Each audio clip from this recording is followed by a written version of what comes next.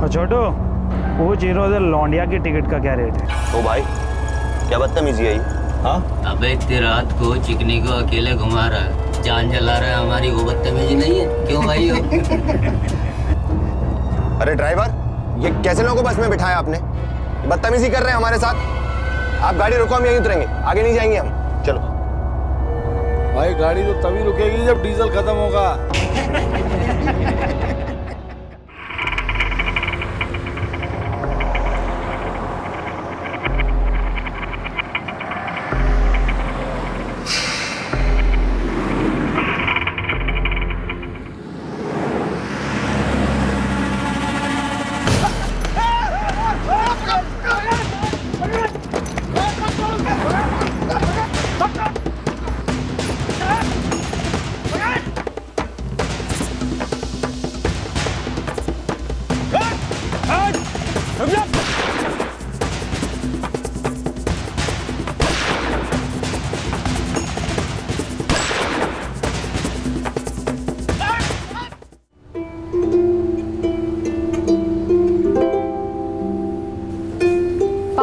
मैं मूवी देखने जा रही हूँ। किसके साथ जा रही सुहासी?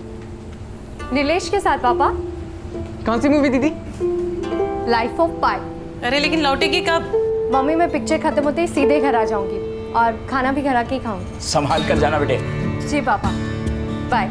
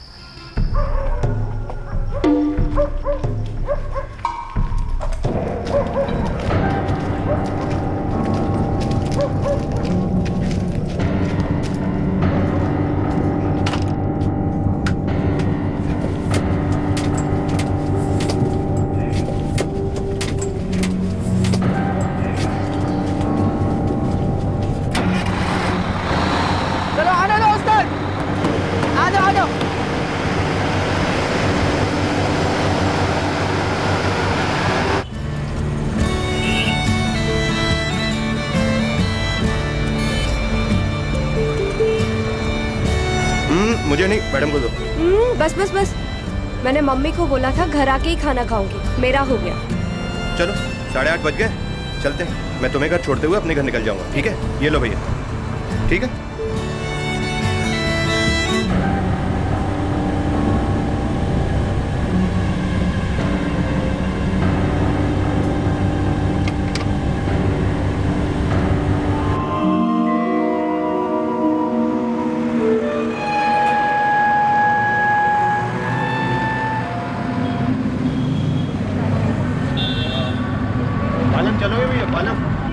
पालम चलोगे भैया? सर आगे देख लो, मुझे जाना नहीं है उधर, जम्मा पड़ जाना। पालम चलोगे? नहीं सर। भाई पालम बिहार चलोगे? नहीं सर। कमाल है यार, चक्कर क्या है? कोई ऑटो वाला जाने को तैयार ही नहीं है। सुनो नीलेश, हम एक काम करते हैं, मुनीर का तक चलते हैं, फिर वहाँ से बस ले लेते हैं, वो इजी रहेगा। ट्राई करते हैं। अरे भैया मुनीर का बस स्टैंड तक तो छोड़ दो यार, वहाँ से हम बस ले लेंगे। ठीक है सर। चल चल, हम मिला तो सही।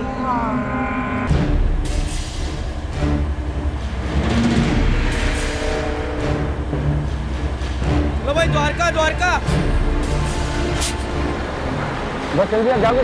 सर बिहार का तिहाड़ बोलो, तिहाड़ छोड़ देंगे। चल चल बैठ जा, चल चल।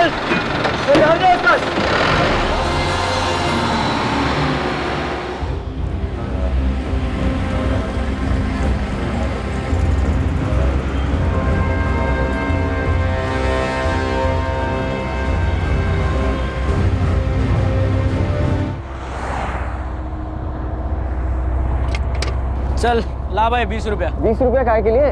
बस इंतजार तो पास नहीं पड़ता है ना भाई। पास पड़ता तो पैदल क्यों नहीं चले गए? अरे यहाँ मोल भाव नहीं करना है, ये प्राइवेट बस है, डीटीसी की बस नहीं है जो सरकार के दामाद बनकर सवारी करो, समझे? हम 20 लेते हैं, 20 निकाल। लेकिन मैं अरे वो भाई चुपचाप 20 रुपए दे दे लौंडे को। दिखने में छोटा है लेकिन तुझे पता है ना छोटी छुरी की धार कितनी खतरनाक होती है।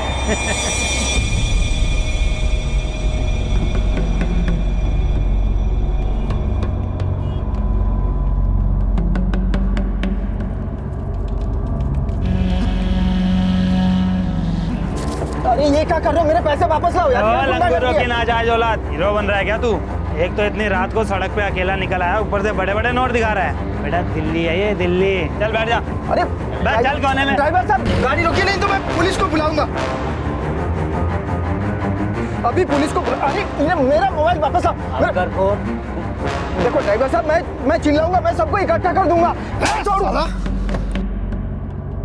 देखिए भाई साहब, मैं बहुत गरीब आदमी, मिस्त्री का काम करता हूँ। 2 दिन की मेहनत की कमाई है। ये पैसे और मेरा मोबाइल लौटा दीजिए। अबे बंदूक से निकली गोली और जेब से निकले पैसे कभी वापस नहीं आते। सोच आज तूने हम भाइयों के लिए कमाया है, हाँ? और हमें दारू पिला के ना पुण्य कमाया है। अरे मोहन भैया, गाड़ी रोकना जरा।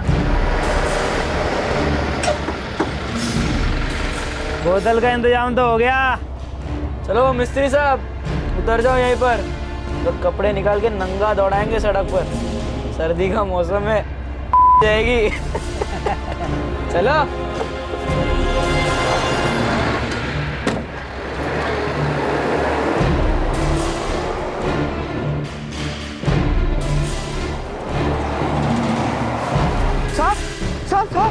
साहब अबे क्या हो गया?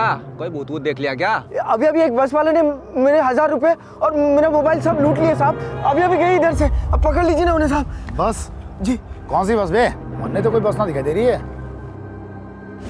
पी रखा है क्या? नहीं साहब, मैंने नहीं पिया, उन लोगों ने पी रखा है। 6 लोग हैं बस में साहब, ड्राइवर भी पिया हुआ है साहब। पकड़ लीजिए ना अभी ज्यादा। क्या तेरा? राकेश धवन है साहब। क्या काम करे? मिस्त्री हूँ साहब। इतनी रात गए कौन से मिस्त्री की करता है? साहब काम खत्म करने में देर हो गई, मालिक से पैसा लेके वापस जा रहा था अपने घर, बसंत विहार, वहीं रहता हूँ साहब। टीटीसी की बस थी? प्राइवेट बस थी, कुछ सिखरी ट्रैवल कुछ लिखा हुआ था उसमें। अब तो प्राइवेट बस में चढ़ा क्यों? तेरे अंदर कुछ घुसेड़ के फेंक देते तो क्या मिस्त्री बाबू, प्राइवेट बस में कुछ भी हो सकता है, समझा? लेकिन साहब देखिए, मैंने ये डबल ड्यूटी करके पैसा कमाया, घर पे बहुत दिक्कत हो जाएगा। आप तो कुछ तो कीजिए ना प्लीज। भाई हम कुछ नहीं कर सकते। क्या मतलब साहब? देख भाई धवन, हम हौजकाश थाने से हैं। तू एक काम कर, 100 दबा, कंट्रोल रूम से तुझे सही थाने के बारे में बता देंगे, वहाँ जाके रिपोर्ट लिखा दीजिए। लेकिन साहब 100 कैसे दबाऊं मैं? मेरे पास फोन भी तो नहीं है, उन लोगों ने छीन लिया ना साहब। रौंदुगरी ना कर। दिल्ली सरकार ने जगह जगह पे पीसीओ बूथ खुला रखे आम आदमी की सेवा के लिए। ये दिल्ली है दिल्ली, तेरा गाँव खेड़ा ना है, क्या समझा? चल निकल। लेकिन मेरे 1000 रुपए और मोबाइल। अरे भाड़ में गए तेरे 1000 रुपए और तेरा 2 टके का मोबाइल। हम यहाँ राजधानी की सुरक्षा के लिए तैनात हैं।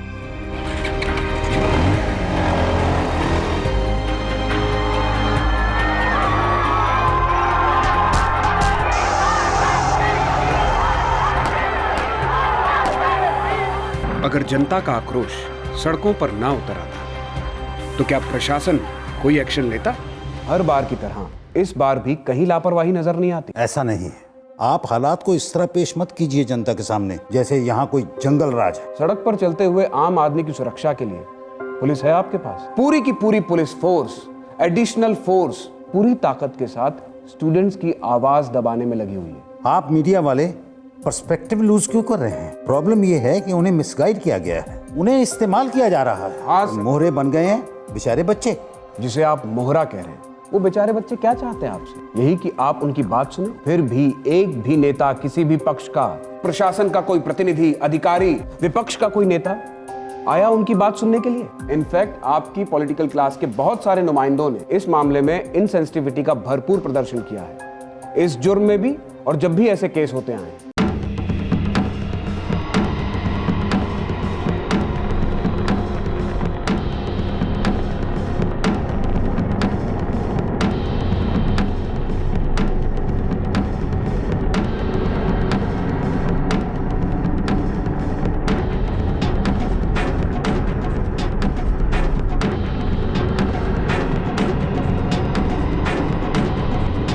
कौन क्या वक्तव्य दे रहा है ये उसका निजी मामला है, ये सरकार की प्रेस रिलीज नहीं है। सर, ये प्रशासन, ये एडमिनिस्ट्रेशन उन प्रदर्शनकारियों से मिलने को भी तैयार नहीं है। कैसे मिलेंगे? कोई डेलीगेशन है उनका? कोई नेता, कोई मिनिस्टर उनसे मिले भी इस भीड़ से तो कैसे मिले, किससे बात करे? This is a faceless crowd.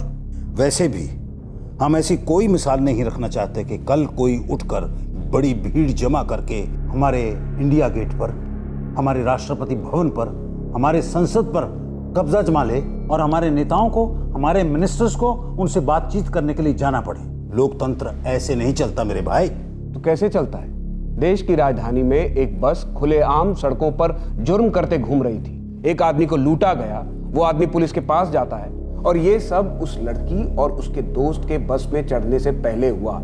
अगर पुलिस उसी वक्त कुछ करती तो इस अपराध को होने से रोका जा सकता था। एक आम आदमी की शिकायत तक दर्ज नहीं होती। इसे क्या कहेंगे आप? डेमोक्रेसी? इस मामले में हमने एक जांच शुरू कर दी है। देश के हर आम आदमी की तरह सरकार भी इस घटना से बहुत दुखी है, बहुत चिंतित है। हमें इस मामले पर शांति और संयम से काम लेना चाहिए। शांति और संयम, हमारी कानूनी प्रणाली, हमारा प्रशासन, हमारी सरकार ऐसे अपराधों से बड़े आराम से, संयम से और शांति से निपटती है। लेकिन इस बार लोगों की सहनशीलता जवाब दे चुकी थी। इस अपराध ने पूरे देश को हिलाकर रख दिया था। देश की राजधानी की सड़कों पर चलती एक बस में जुर्म हो चुका था।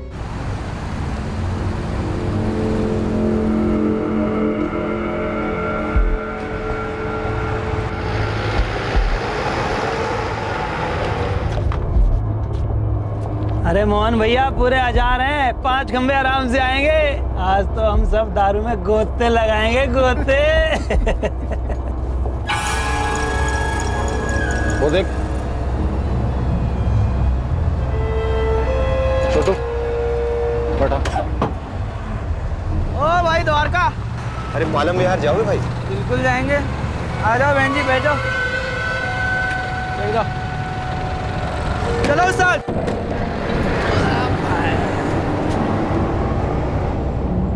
बैठ।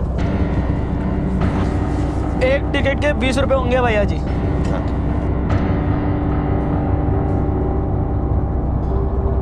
छोटू, पूछ हीरो से लौंडिया की टिकट का क्या रेट है? ओ भाई, क्या बदतमीजी है ये? हाँ? अबे इतनी रात को चिकनी को अकेले घुमा रहा है, जान जला रहा है हमारी, वो बदतमीजी नहीं है? क्यों भाई हो? अरे ड्राइवर, ये कैसे लोगों को बस में बिठाया आपने? बदतमीजी कर रहे हैं हमारे साथ। आप गाड़ी रुको, हम यहीं उतरेंगे, आगे नहीं जाएंगे हम। चलो भाई, गाड़ी तो तभी रुकेगी जब डीजल खत्म होगा। अच्छा, तभी रुकेगी तो मैं रुकवाता हूँ, फिर लगाता हूँ पुलिस को फोन। रुको तुम। फोन दे मेरा, फोन दे मेरा। ड्राइवर भाई साहब, बस रोको आप। ओ मैडम, ये आपका बॉयफ्रेंड है क्या? Shut up. Oh English, how you do?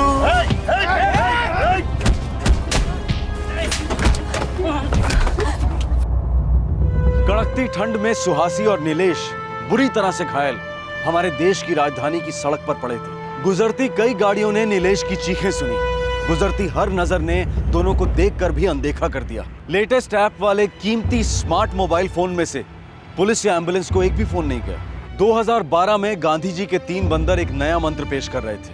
अन्याय मत सुनो, अन्याय मत देखो और उसके बारे में अपना मुंह बंद रखो।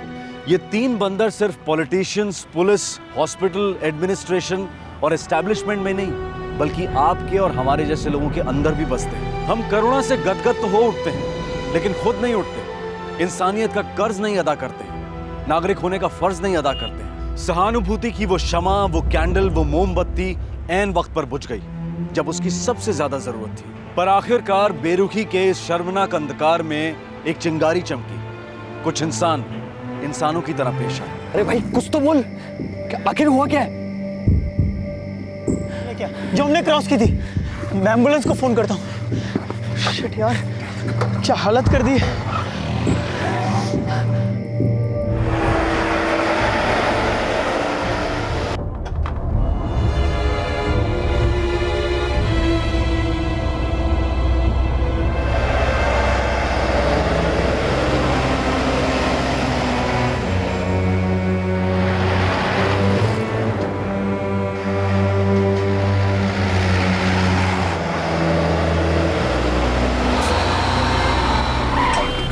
16 रिपोर्टिंग सर। महिपालपुर फ्लाईओवर के पास एक लड़की बेहोश मिले हैं। लड़के में थोड़ा होश बाकी है, लड़की की हालत बहुत खराब है sir. Over and out. Sir लड़का शायद स्टेटमेंट दे पाएगा, थोड़ा होश है अभी। कह रहा है उसे और लड़की को बस से फेंका गया है।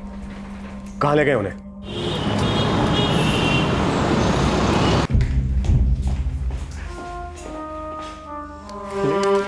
बहुत बुरी कंडीशन है सर। पुलिस केस है? रेप केस है, लेकिन मैंने इतना हॉरिबल रेप मैंने आज तक नहीं। सर ये रेप नहीं है, ये मैडनेस है। बॉडी का कोई भी ऐसा पार्ट नहीं है जहाँ पे अटैक नहीं हुआ हो। And sir she is what doctor smithy? Sir इसकी एक्सटर्नल बॉडी के साथ साथ इसकी इंटरनल बॉडी पर भी अटैक हुआ है, और वो भी बुरी तरह।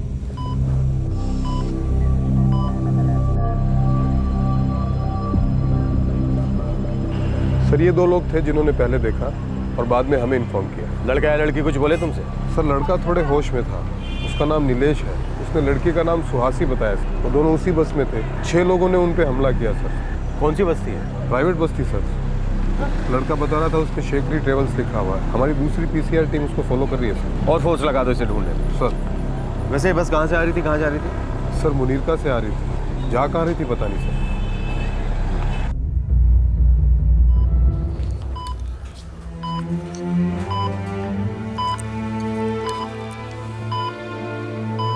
सुहासी, तुम मुझे सुन सकती हो?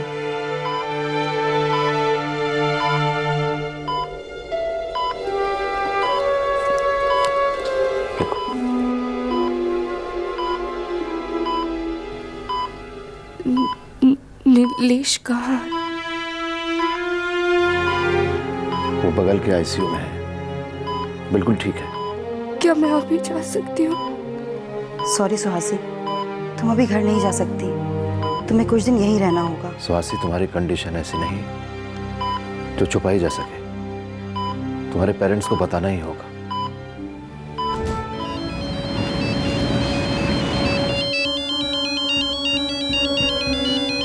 किसका फोन है जी?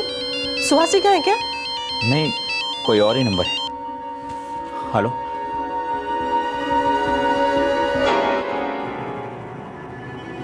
क्या हुआ? क्या हुआ जी? सुहासी ठीक तो है ना? हाँ?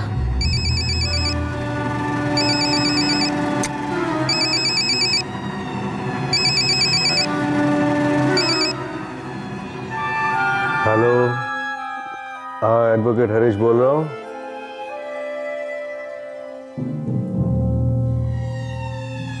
क्या? हाँ हाँ, शालिनी, शालिनी उठो। क्या हुआ जी? दिल्ली के अस्पताल से फोन आया था। अस्पताल से? नीलेश तो ठीक है ना जी?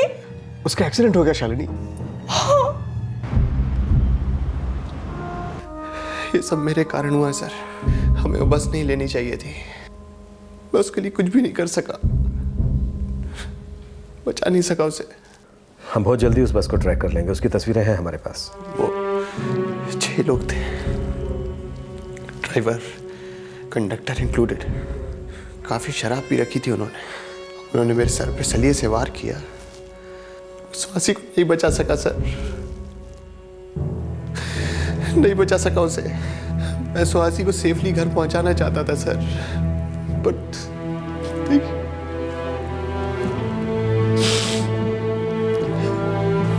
रात के 9 बज गए थे। हमें तभी से उसकी चिंता होने लगी थी। कहकर गई थी, माँ मैं रात को घर पे आके खाना खाऊंगी। हमें लगा था सर चलो नीलेश जी साथ में है। हम सब लोग उनको जानते हैं सर, वो दीदी के अच्छे दोस्त हैं। ये सब मेरी सुहासी के साथ ही क्यों? मेरे बच्चे के साथ ही क्यों?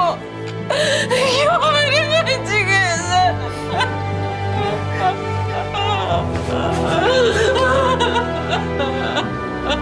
हाँ ठीक।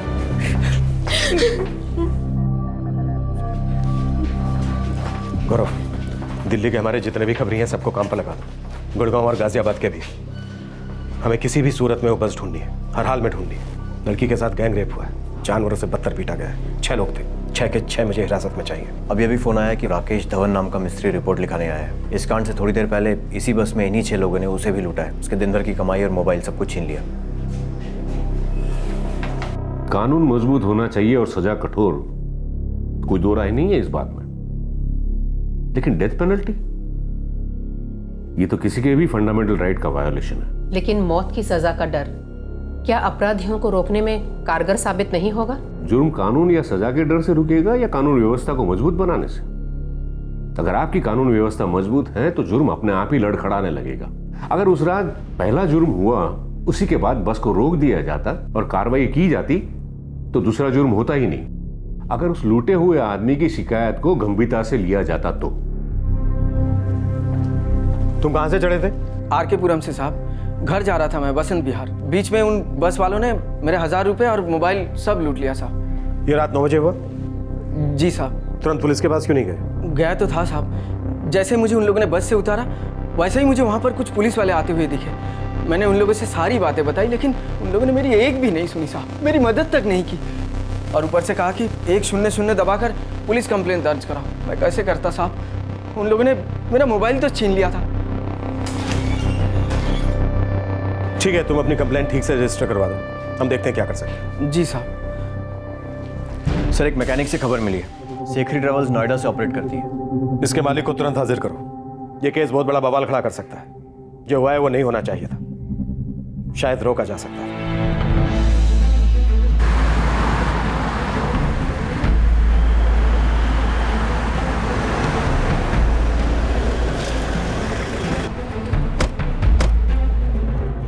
जी हाँ साहब, ये तो मेरी बस है शेखरी ट्रेवल्स की। इस वक्त कहाँ है? इस वक्त तो मेरे ड्राइवर मोहन सिंह के पास है। यहाँ पर क्यों नहीं है? साहब, वो क्रिसमस की छुट्टियाँ चल रही है तो सुबह तो ये बस निकलती नहीं है, इसलिए ड्राइवर के पास ही रहती है। सालों से यही सिस्टम रहा है। अभी के अभी मोहन सिंह और उस बस को यहाँ हाजिर करो। और सुनो, मोहन सिंह को पता नहीं चलना चाहिए कि हमने उसे बुलाया। अगर वो भाग गया तो सोच लो तुम्हारी खैर नहीं है शेखरी। जी साहब।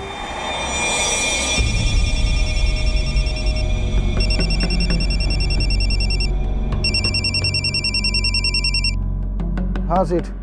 अरे मोहन, कहाँ हो तुम? बस में सोया हूँ सेठ। अच्छा, एक शादी की पार्टी है, गाजियाबाद लेकर जाना।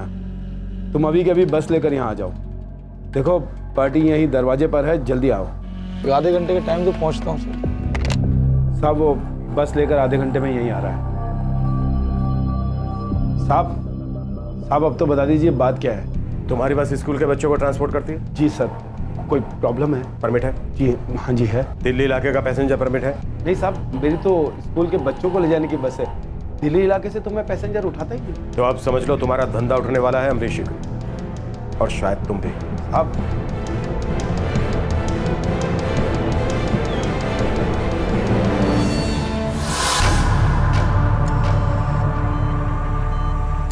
फाइल देना।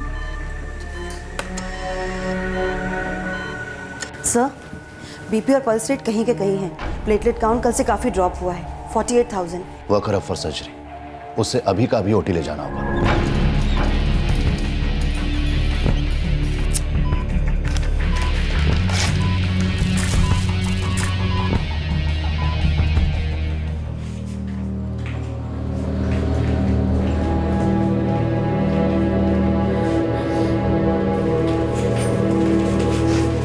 आप हट जाइए, मुझे सुहासी से मिलना है। सर, ऐसी कंडीशन में आपको बेड से उठने की परमिशन नहीं है। मुझे किसी की परमिशन की जरूरत नहीं है, आप हट जाइए। सर संभाल के।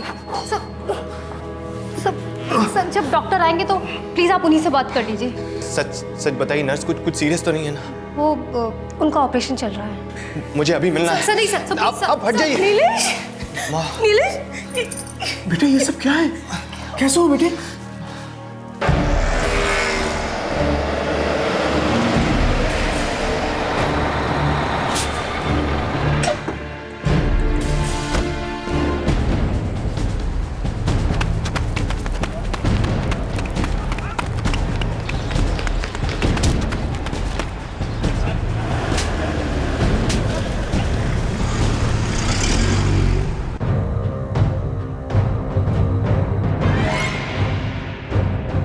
इसी दौरान इस भयंकर जुर्म की खबर तेजी से फैल रही थी।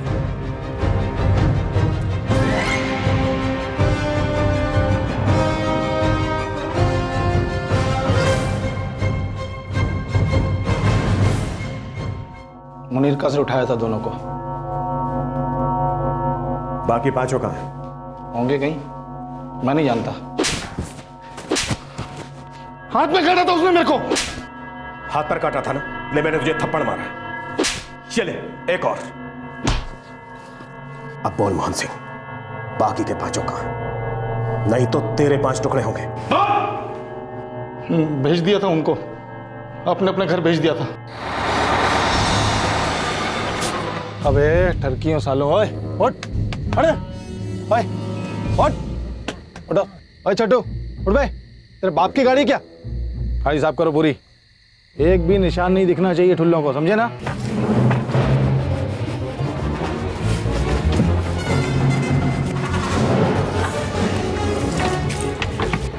छोटू इधर, ये तीनों फोन अपने पास रख, तब तक बोलूं नहीं, बेचियो मत। बिल्कुल उस्ताद। तुम लोग भी सेफ्टी के लिए अपने घर में जाओ, वहीं पड़े रहो। अपनी तरफ से साफ सुथरा होगा ना, बढ़िया रहेगा। जाओ, मैं बस में ही सोता हूँ। चलो फटाक।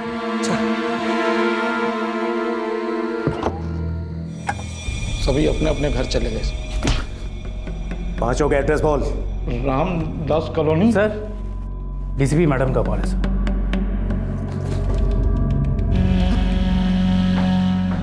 पांचों के नाम बता। जय हिंद मैम। उस रेप केस में क्या प्रोग्रेस है? वो बस हमारी हिरासत में है मैम।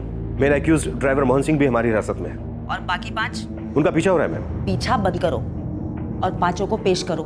मामला गर्माता जा रहा है, हॉस्पिटल के बाहर भीड़ बढ़ती जा रही है। बस 1-2 दिन की बात है मैम, सभी आरोपी लॉकअप में होंगे। Are you joking? मुझे 1-2 घंटे भारी पड़ेंगे, सिचुएशन को समझो। Yes ma'am.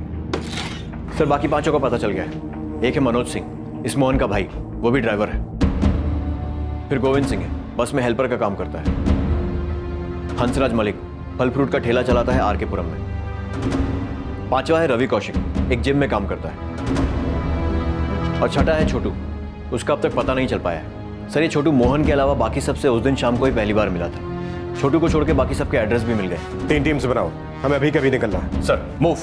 हमने विक्टिम पर ऑपरेट किया है और अभी के लिए शी इज स्टेबल। हमने सुना है कि लड़की पर बहुत ही खतरनाक अटैक हुआ है। अपने 30 साल के प्रोफेशनल करियर में मैंने आज तक इतना बुरा केस कभी नहीं देखा। सर, लड़के की हालत अब कैसी है? लड़के को भी सीरियस इंजरीज हुई थी, लेकिन हमने सक्सेसफुली मैनेज कर लिया है। कल तक शायद वो डिस्चार्ज हो जाए। सर, खबर मिली है कि गैंग रेप के बाद सुहासी को काफी मारा पीटा गया है। Can you please elaborate? Gang rape के बाद सुहासी पर इतनी हैवानियत के साथ आक्रमण किया गया है कि हम शायद उसे डिस्क्लोज भी नहीं कर पाए। लड़की की कंडीशन सुधरने में काफी टाइम लगे। लेकिन आपको बता दूं, लड़की फाइटर है, बहुत ही कॉन्फिडेंटली दर्द से लड़ रही है और वो हमें ये कॉन्फिडेंस दे रही है कि वो बहुत जल्दी इस भयंकर हादसे को सरवाइव कर जाएगी।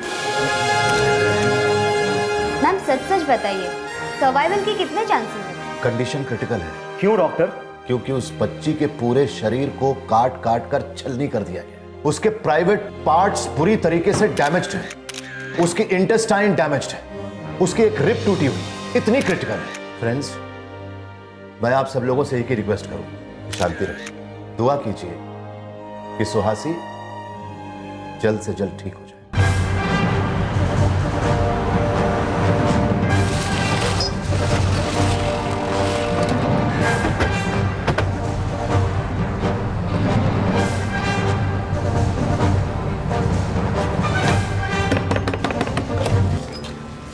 मनोज को बुलाइए।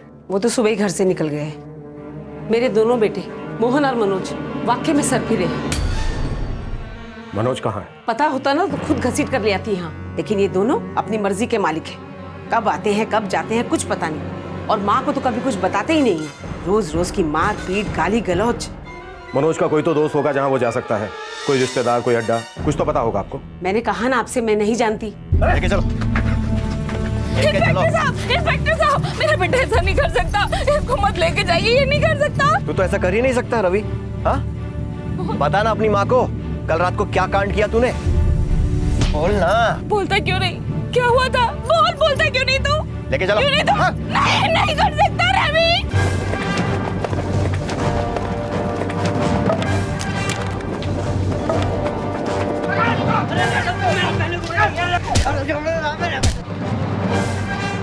सर गोविंद सिंह और छोटू, ये दोनों बाकी हैं। बाहर निकल। कहाँ है गोविंद सिंह और छोटू? या फिर मंगवाऊं कहीं से लोहे का सरिया? साहब गोविंद और छोटू रात को कमरे पे ही थे गोविंद के, सुबह तक थे साहब, अभी कहाँ गए पता नहीं साहब। माँ कसम साहब हम नहीं पता साहब। कहाँ है गोविंद सिंह और छोटू? मुझे नहीं पता साहब, सच्ची मैंने कल रात के बाद उन दोनों को नहीं देखा साहब। नहीं साहब, नहीं मारो मत साहब, मारो मत।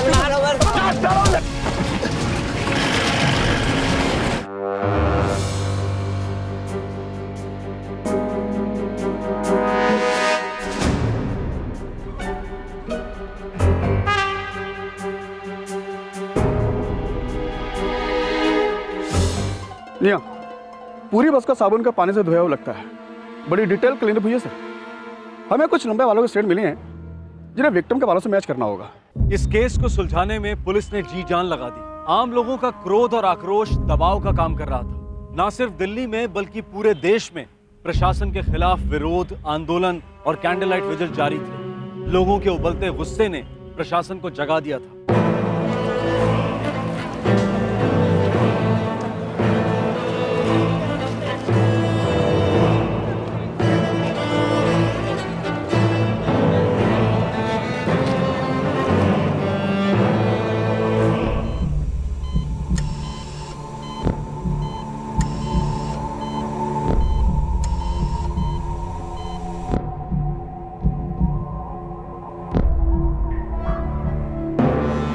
साहब इसमें मेरी कोई गलती नहीं है।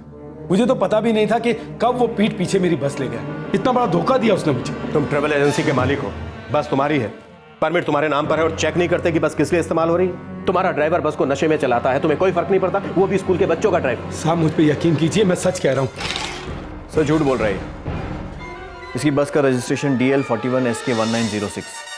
पिछले 2 साल में 8 बार फाइन हुआ है इसकी बस पर। किस लिए? बिना परमिट के सवारी बिठाती थी इसकी बस। 8 बार फाइन लगने के बावजूद ये गैर कानूनी धंधा चल रहा था, बिना परमिट के सवारियां उठा।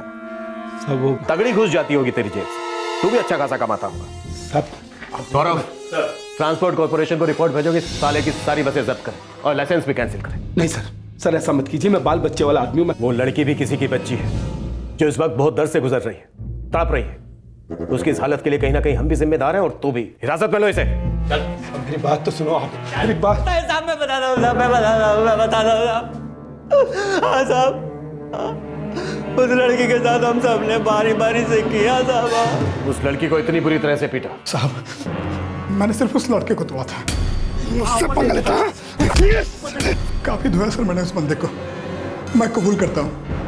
सर मैंने लड़की को नहीं मारा साहब, लड़की को मोहन भैया ने मारा, सरिये से मारा साहब।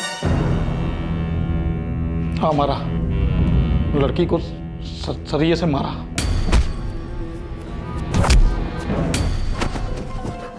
ठीक करता है, तुझे पब्लिक के हवाले करता हूं और बता दूं कि यही है वो दरिंदा।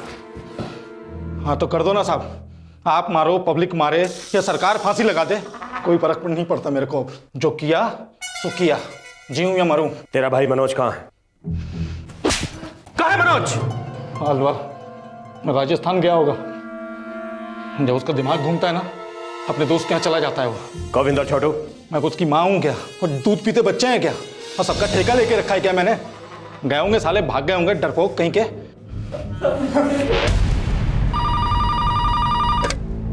हेलो, SHO अश्विन मीर, अलवर थाना। मीर साहब, दिल्ली वसंत विहार थाने से PI तलवार बोल रहा हूँ। क्या सेवा कर सकता हूँ आपकी? कल रात यहाँ दिल्ली में गैंग रेप हुआ है।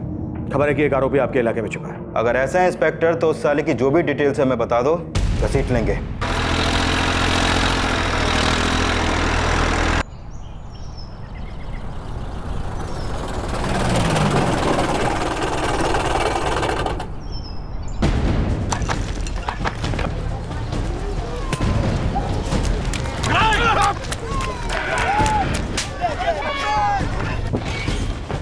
सर अलवर पुलिस ने मनोज सिंह को धर लिया है।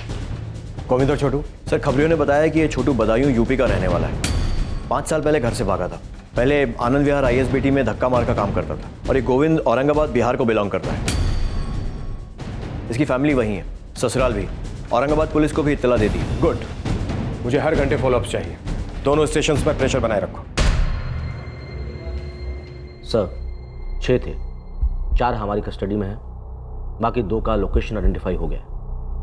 चंद ही घंटों में they will be caught sir. जो हुआ है वो बहुत शर्मनाक है आनंद। It is sir. और कुछ सीरियस लैप्सेस भी हुए हैं तुम्हारे डिपार्टमेंट की तरफ से। एग्रीड सर, डैमेज कंट्रोल की पूरी कोशिश कर रहे हैं। पब्लिक वाकई बहुत गुस्से में है।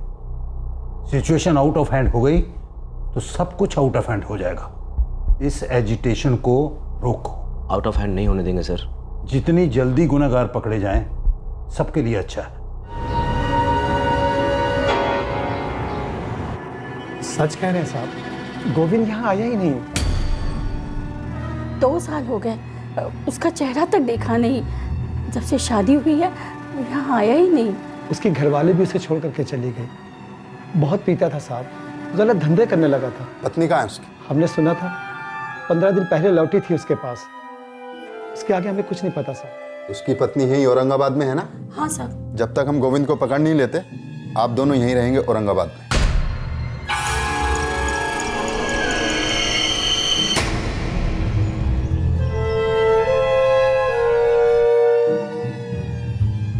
साहब, छोटू यहाँ परसों आया था, फिर अचानक से गायब हो गया। हाँ साहब, पूरे 5 साल के बाद तो अपनी शक्ल दिखलाई है उसने। इतना सा था तभी घर छोड़कर भाग गया था वो। यूं ही चला गया बिना कुछ बताए हुए? हाँ साहब, ऐसा ही है वो बदमाश। 5 साल पहले भी भागा था ना तो एक शब्द नहीं बोला, बस गायब हो गया। बाद में पता चला साहब चोरी की थी साले ने। इस बार कहाँ मुंह काला किया उसने? सामूहिक बलात्कार कांड में शामिल है आपका छोटू। अखबार नहीं पढ़ते? दिल्ली में जो बड़ा बलात्कार कांड हुआ है उसमें शामिल है वो। साहब अंधा नहीं हो। अगर हमें पता चला ना कि तूने उसे कहीं छुपाया है तो बस इतना समझ लो कि सब के सब बहुत बुरे फंसोगे। भगवान।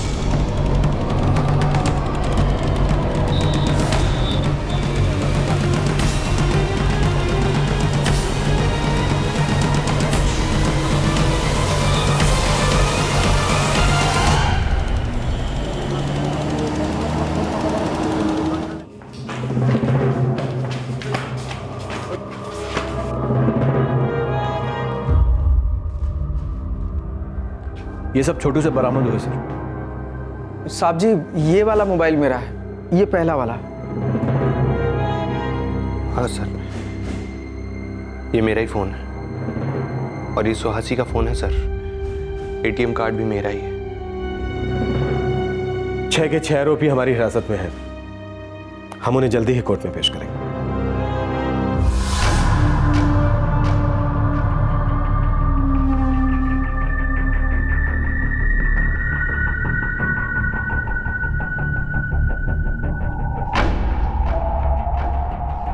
सर, जिसने मुझसे टिकट के लिए पैसे लिए और मेरा मोबाइल छीना वो इनमें नहीं है सर। वो इन सब में दिखने में सबसे छोटा था सर। बाकी सबको पहचानते हो? जी सर। पहला ड्राइवर था, मैंने इसे बस रोकने के लिए कहा था।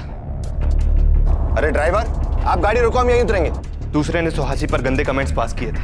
वो जीरो लौंडिया की टिकट का क्या रेट है? तीसरा, इसने सुहासी पर हमला किया था सर। चौथे और 5वें ने मुझ पर हमला किया था।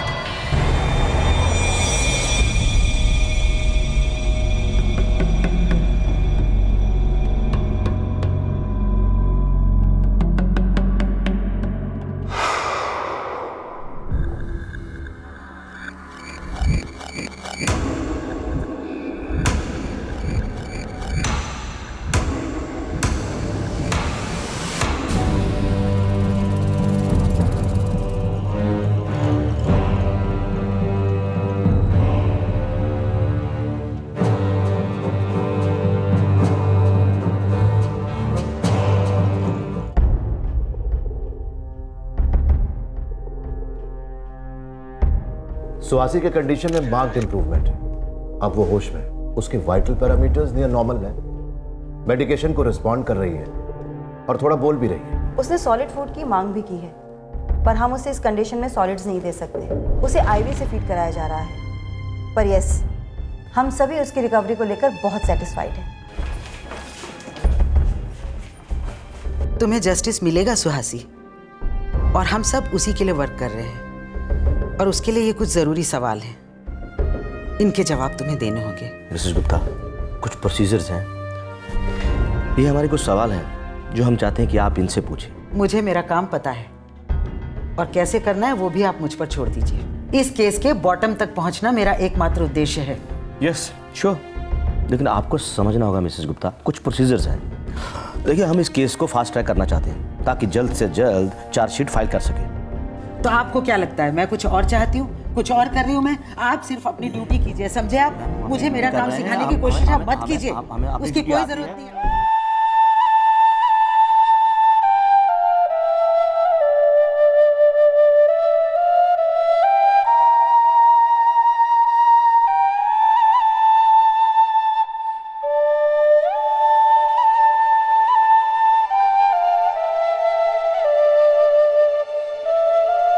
तुम्हें पता है, डॉक्टर बनना मेरा करियर एम्बिशन नहीं है, ये मेरे लिए पापा को थैंक्स करने का एक जरिया है। यू नो, मेरे एजुकेशन के लिए पापा ने अपने खेत तक बेच दिए। मुझे भी लगता है तुम जरूर डॉक्टर बनोगी। मैं तो तुमसे इंस्पिरेशन लेती हूँ। मुझसे? जिस तरह से तुम आईएएस की प्रिपरेशन कर रहे हो ना, 100% क्लियर करोगे, और वो भी मेरिट लिस्ट के साथ। होपफुली। तो चलो, कम से कम इस तरह हम दोनों के फ्यूचर्स बन जाएंगे, और फिर इस तरह हमारे फ्यूचर्स मिलेंगे भी। जहां एक तरफ सुहासी मौत से डटकर जूझ रही थी, वहीं दूसरी ओर दिल्ली के लोग, सारे भारतवर्ष के लोग बदलाव के लिए जूझ रहे थे।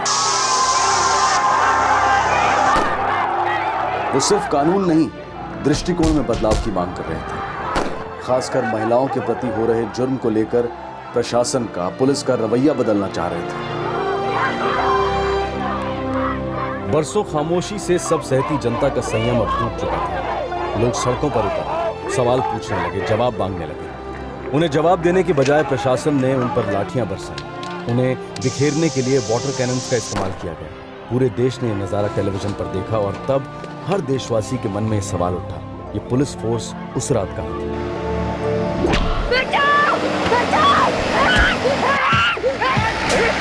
विरोध प्रदर्शन हिंसक होता जा रहा था। प्रशासन द्वारा ये वजह बताई जा रही थी और कहा गया कि प्रदर्शनकारियों को कुछ स्वार्थी तत्व गुमराह कर रहे हैं, उन्हें काबू में लाना जरूरी था।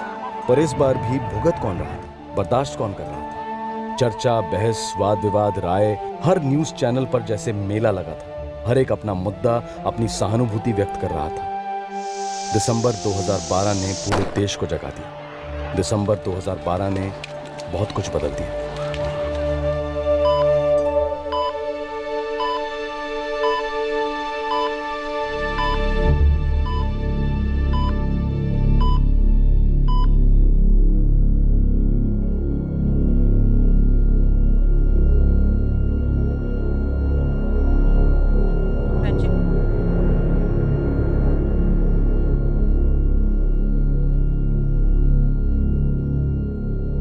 चले?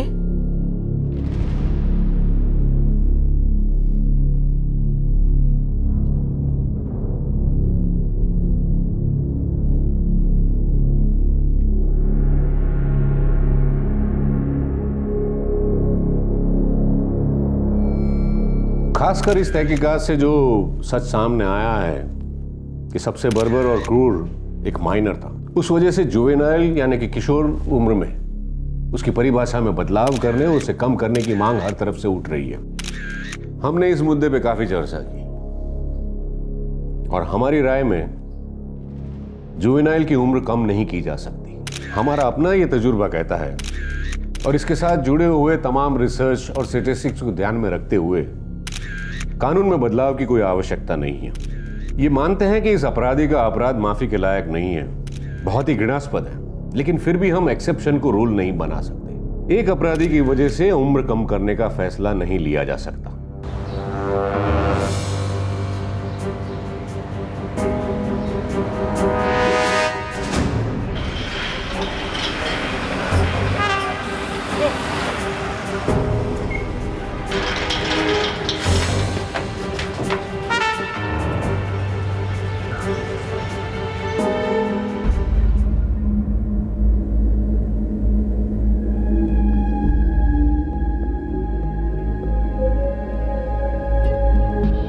आरोपी को हत्या, हत्या की कोशिश, बलात्कार और गैरकानूनी साजिश और सबूत मिटाने के अपराध में कसूरवार करार देते हैं।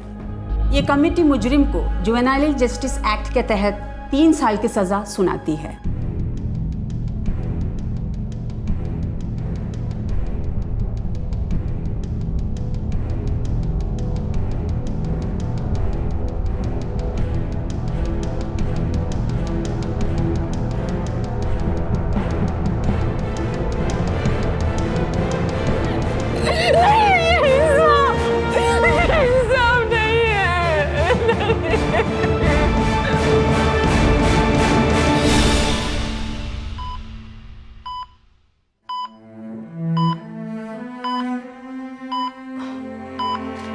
पापा, अगर सब कुछ मेरी पढ़ाई पे चला जाएगा तो घर कैसे चलेगा पापा?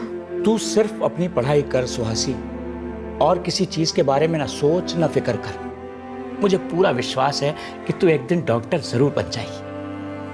और तू जिस दिन डॉक्टर बन जाएगी ना, तब हमें लगेगा कि ये तकलीफ, ये परेशानी कुछ भी नहीं थी। और फिर ये तेरे दोनों छोटे भाई भी तो तुझसे बहुत कुछ सीखेंगे। पापा, आपने मेरे लिए जो सपना देखा है उसे मैं पूरा करके रहूंगी। मैं डॉक्टर बन के दिखाऊंगी पापा। अब मैं ट्यूशन लेना शुरू करती हूँ। अब कुछ जिम्मेदारियां मेरी भी तो होनी चाहिए ना पापा। पापा, आप थक गए होंगे ना, आराम कीजिए। तू मेरी चिंता मत कर बेटा, तेरी तकलीफ के आगे मेरी थकान कुछ भी नहीं। फिर भी पापा, आप थोड़ा आराम कीजिए, मैं भी सो जाती हूँ। सो जा बेटी।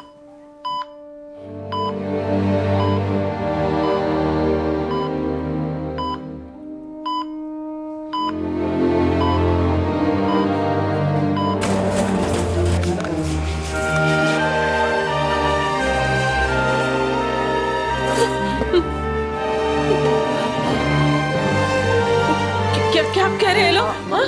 क्या क्या क्या हुआ सुहासी को? बोलिए ना, क्या हुआ सुहासी को? बोलिए ना। कोई मुझे ठीक से बता क्यों नहीं रहा? क्या हुआ सुहासी को? सुहासी, क्या क्या हुआ सुहासी को? हाँ? सुहासी को कार्डियक अरेस्ट हुआ है। ब्लीडिंग रुक ही नहीं रही है sir. Sir, platelets rapidly down हो रहे हैं सर।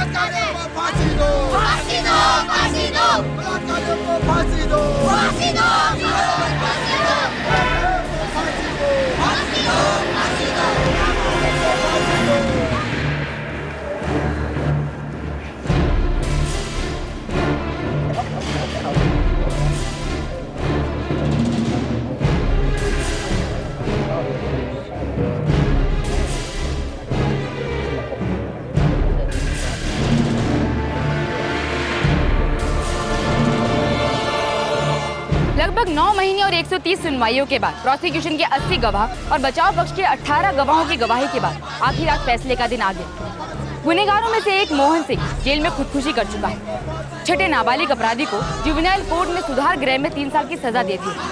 अब सुहासी का परिवार और पूरा देश बाकी 4 आरोपियों के फैसले का इंतजार कर रहा है। आखिर इस वैश्याना अपराध की क्या सजा मिलनी चाहिए इन्हें? आजीवन कारावास या फांसी? क्या होना चाहिए इनका फैसला? आपकी राय हमें बताइए इस नंबर पर। प्रोसिक्यूशन ने बहुत ही प्रभावपूर्ण तरीके से इस केस को अदालत के सामने रखा है। इस केस की जांच में दिल्ली पुलिस ने जो भूमिका निभाई उसकी सराहना की जानी चाहिए। ये कोर्ट अक्यूज रवि कौशिक, गोविंद सिंह, हंसराज मलिक और मनोज सिंह को दोषी करार देती है। इनके अपराध हैं आईपीसी सेक्शन 365 गलत इरादे से किसी को बंधक बनाने के लिए अपहरण करना, सेक्शन 395 डकैती, सेक्शन 412 डकैती द्वारा चुराई गई किसी की संपत्ति को अपने पास रखना, सेक्शन 307 हत्या की कोशिश, सेक्शन 376 सब सेक्शन 2G सामूहिक बलात्कार, सेक्शन 366 किसी भी महिला का शादी के लिए या शारीरिक संबंध के लिए अपहरण करना या दबाव डालना, सेक्शन 377 अननेचुरल ऑफेंसेस, सेक्शन 397 डकैती के साथ हत्या करने की कोशिश या गहरी चोट पहुंचाना, सेक्शन 302 मर्डर, सेक्शन 201 जुर्म से जुड़े सबूतों को छुपाना या मिटाना और section 120 sub section b criminal conspiracy. Court इस केस की सेंटेंसिंग कल सुनाएगा।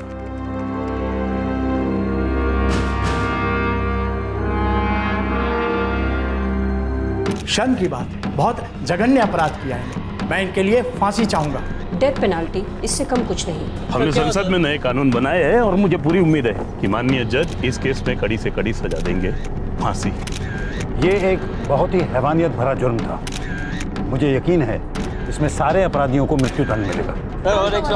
नहीं, इस मसले को हमें होलिस्टिकली देखना होगा। जो भी उस लड़की के साथ में हुआ वो हैवानियत से कम नहीं था, वो नहीं होना चाहिए था। इस केस ने पूरे देश की तरह हमें भी हिला कर रख दिया है, लेकिन इस रिपोर्ट में हम डेथ पेनल्टी की सिफारिश नहीं कर सकते। हमें रेप से जुड़े कानून को सख्त बनाना होगा और उसके लिए हमने काफी प्रोविजन भी किया है। हमें मानना होगा कि बहुत हद तक प्रशासन भी दोषी है। किसी भी तरह के सेक्सुअल ऑफेंसेस से, चाहे वो हैरासमेंट हो या छेड़छाड़ हो या फिर स्टॉकिंग और इवन वॉयरिज्म या एसिड अटैक, हमें उनसे सख्ती से निपटना होगा। हर स्तर पर, हर अत्याचार पर कठोर भूमिका लेनी होगी। पुलिस के साथ साथ इन जुर्मों को जानने वाले आम नागरिकों को चाहिए कि ऐसे मामलों में केस रजिस्टर करवाएं। साथ ही पुलिस को कानून और सिर्फ कानून के प्रति उत्तरदायी होना चाहिए। जिन हाथों को कानून की रक्षा करना है, वे हाथ नेताओं के हाथों के कठपुतली नहीं हो सकते। हर बदलाव सबसे पहले शुरू होना चाहिए ऊपरी स्तर पे। वहां तब्दीली होगी तो उसका असर नीचे तक दिखाई देगा। यानी कि हमारे राजनेताओं को, हमारे कानून बनाने वालों को अपनी सिस्टम में बदलाव लाना होगा। राजनीति के अपराधीकरण को रोकने के लिए अब बदलाव लाना बहुत जरूरी हो गया है। हम इस फैसले से खुश हैं। बस यही उम्मीद करते हैं कि उन सबको कड़ी से कड़ी सजा मिले। हमारी बच्ची ने जो दर्द सहा है वो लोग इंसान कहलाने के लायक ही नहीं है।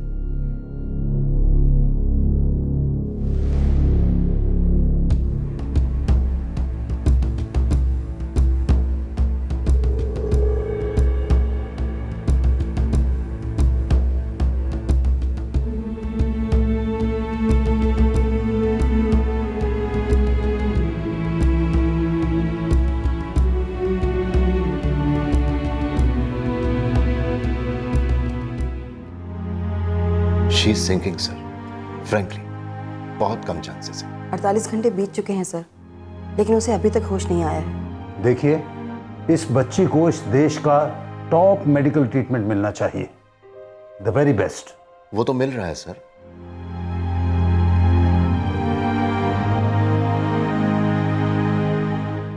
डॉक्टर मेहरा, सुहासी को आप ले जाएंगे सिंगापुर।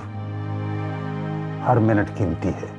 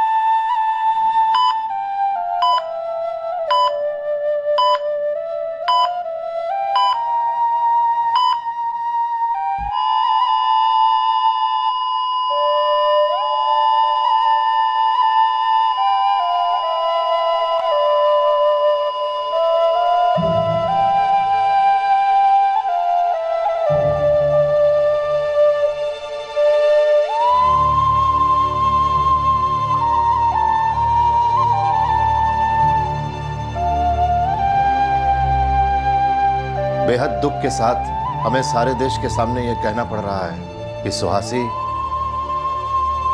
अब हमारे बीच नहीं रही। वो बहुत बहादुर लड़की थी, उसने आखिर तक हिम्मत नहीं हारी। सिंगापुर में आज सुबह इंडियन स्टैंडर्ड टाइम 2:15 पर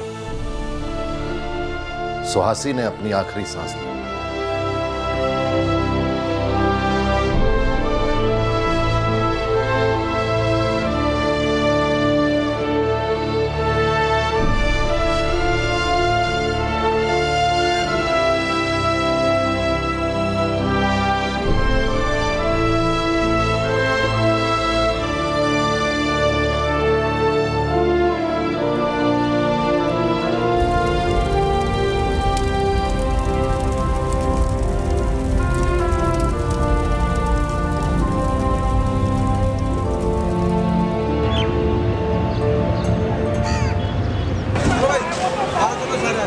ये केस एक असहाय लड़की पर 6 लोगों द्वारा अंजाम दिए गए एक बहुत ही जघन्य अपराध का है।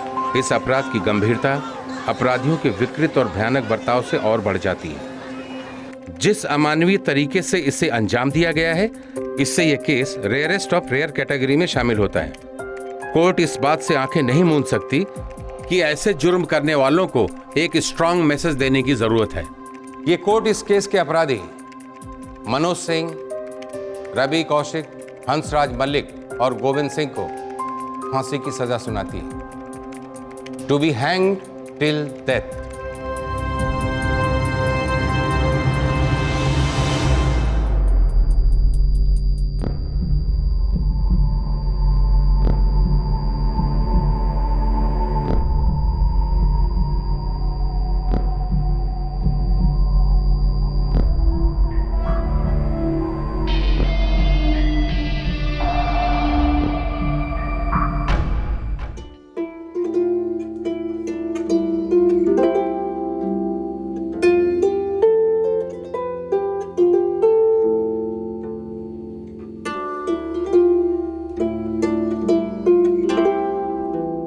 क्या दिल्ली या किसी और शहर या गांव के रास्ते दिसंबर 2012 की उस रात के बाद कुछ और महफूज हुए हैं?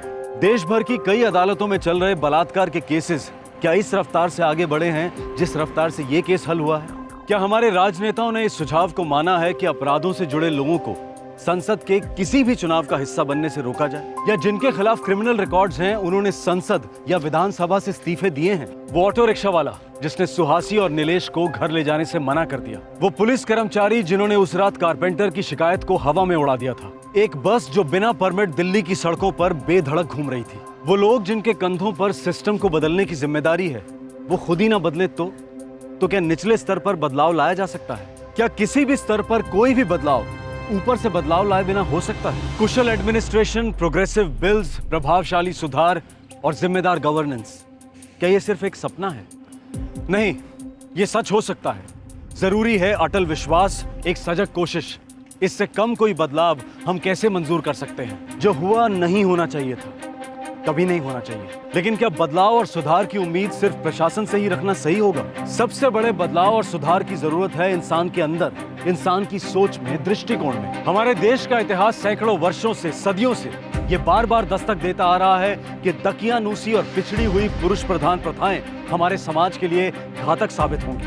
मशहूर और सम्माननीय American women activist Gloria stannum ने कहा था कि हमने अपनी बेटियों को तो बेटों की तरह से बड़ा करना शुरू किया है, लेकिन बहुत कम लोगों में ऐसी बहादुरी है जो अपने बेटों को बेटियों की तरह बड़ा करें। जरूरी है कि बेटे भी उतने ही संवेदनशील हों जितनी की बेटियां।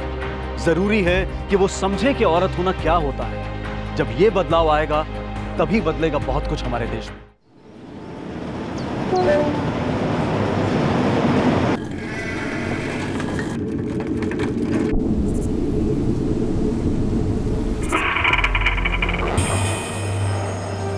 सर, बॉडी पर कई सारे घाव हैं। लगता है छुरा घोंपा गया है और चेहरे को भी बुरी तरह से कुचला गया है। लगता है इस पत्थर से चेहरे को कुचला गया है ताकि शनाख्त ना हो सके।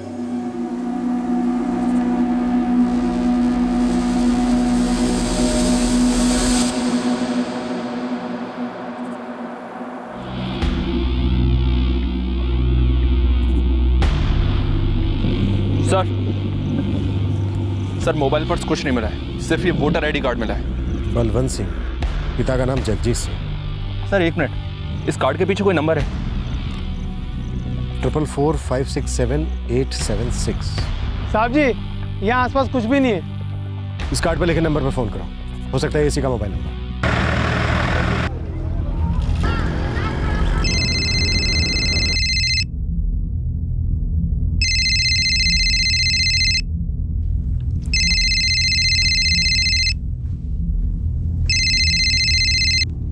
हेलो। आज ये नंबर किसका है? जी फोन तो आपने किया है, आप बताओ कि आपको क्या काम है? मैं police sub inspector Harpreet Singh बोल रहा हूँ, खरिंडा थाने से। जी मैं जगजीत सिंह। ये मेरे बेटे बलवंत का मोबाइल है। ये बलवंत सिंह कहाँ है अभी? जी वो तो घर पे नहीं है। कहाँ गया है? पता नहीं साहब, कल शाम को घर से निकला था, अपना मोबाइल घर पे ही भूल गया था। देखिए बात ऐसी है कि आपको अमृतसर के सरकारी अस्पताल आना पड़ेगा। बात क्या है साहब? कुछ जरूरी बात करनी है।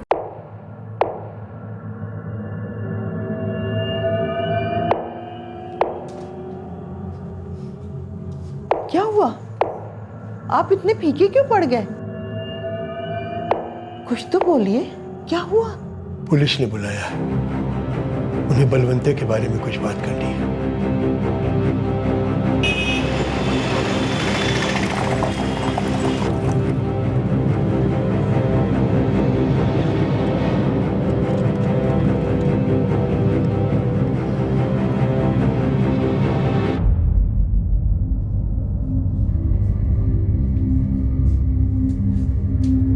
सब क्या है साहब? चेहरा बुरी तरह से खराब हो चुका है, इसे अच्छी तरह से पहचानिए और हमें बताइए, क्या ये आपका बेटा बलवंत है?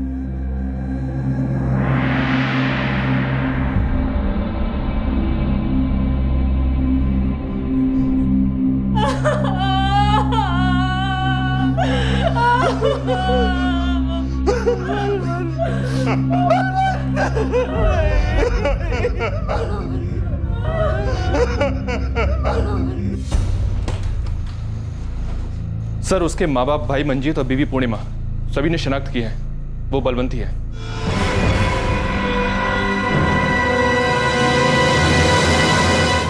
ये कोई आम खून का केस ही लग रहा था, लेकिन लाश का चेहरा इतनी बुरी तरह से बिगाड़े जाने से कुछ सवाल खड़े हो गए थे। आखिर क्यों कोई किसी को इतनी बेरहमी से मार डालेगा? कौन था यह बलवंत सिंह?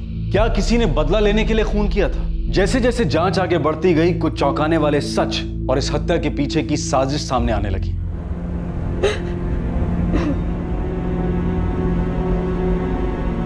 कुछ बता के नहीं गया साहब, बस अपनी माँ को बोला और चला गया। वो कुछ बोला है कभी? सिर्फ बोला जा रहा हूँ, कहाँ? कुछ पता नहीं साहब। अपना मोबाइल लेकर नहीं गया वो? नहीं साहब, घर पर ही भूल गया था।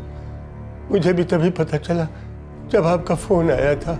किसी से मिलने वाला था या फिर कोई आया था उसे लेने? नहीं साहब, वो तो अकेले ही बाहर गए थे। कितने जा रहे हो तुसी? काम है। कहीं बाहर जा रहे हो? पूर्णिमा क्यों सवाल पे सवाल दागे जा रही? काम के लिए जा रहा हूँ, कल शाम तक आ जाऊँ।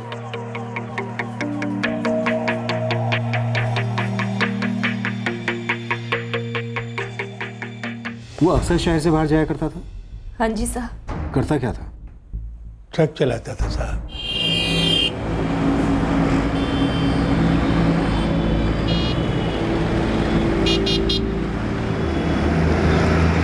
उसका अपना खुद का ट्रक था या किसी दूसरे का ट्रक चलाता था? किसी दूसरे का ट्रक चलाता था साहब। किसका? अब ये तो नहीं पता है साहब। जगजीत जी, बलवंत आपका बेटा है, इसके अलावा और कुछ मालूम है आपको उसके बारे में? और तुम पत्नी हो उसकी, तुम्हें इतना भी नहीं मालूम कि वो काम कहाँ करता था, कहाँ आता जाता था? साहब वो किसी को कुछ बताते ही नहीं थे। कुछ पूछो तो कह देता था काम कर रहा हूं ना, ज्यादा सवाल मत पूछो।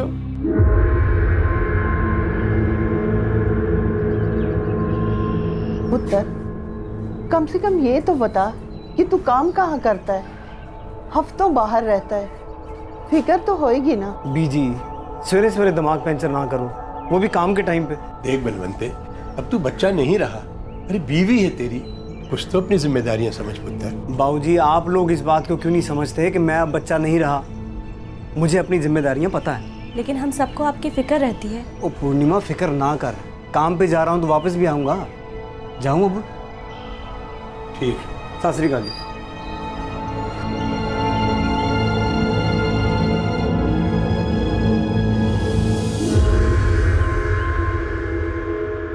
साहब, मैं मंजीत, बलवंत का छोटा भाई, यहाँ पास में ही ढाबे में काम करता हूँ। हम बहुत गरीब लोग हैं साहब, मैं अपने बच्चों को ढंग से पढ़ा भी नहीं पाया, और मेरा बड़ा बेटा बलवंत वो तो साहब शुरू से ही पढ़ाई में कमजोर था, लेकिन साहब हमने सपने में भी नहीं सोचा था कि मेरे बच्चे की मौत ऐसे। जिस तरह से उसे मारा गया कोई पुरानी दुश्मनी लगती है। या तो उसका किसी के साथ कोई झगड़ा हुआ होगा या फिर उसकी मौत से किसी को बहुत बड़ा फायदा होने वाला होगा। आप लोग ये बताइए कि बलवंत ट्रक कब से चला रहा था?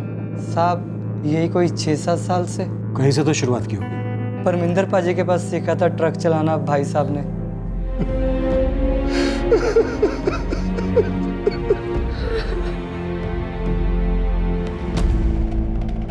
सर सिर्फ एक कड़ी मिली है जो इसकी मौत के राज को खोल सके।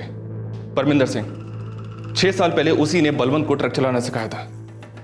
लेकिन एक बात खटक रही है, इसके पास कुछ नहीं मिला, ना बटुआ ना पैसे। और मोबाइल भी घर में भूल गए थे भाई साहब। कहीं ऐसा तो नहीं कि इसके पास कुछ पैसे होंगे जिसकी वजह से इसको मार दिया गया? लेकिन सर पैसों के लिए कोई किसी को इतनी बुरी तरह से क्यों मारे?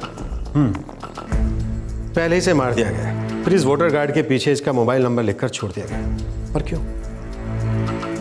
ताकि पता चल सके कि मरने वाला कौन है। पर कोई खूनी भला ऐसा क्यों करेगा?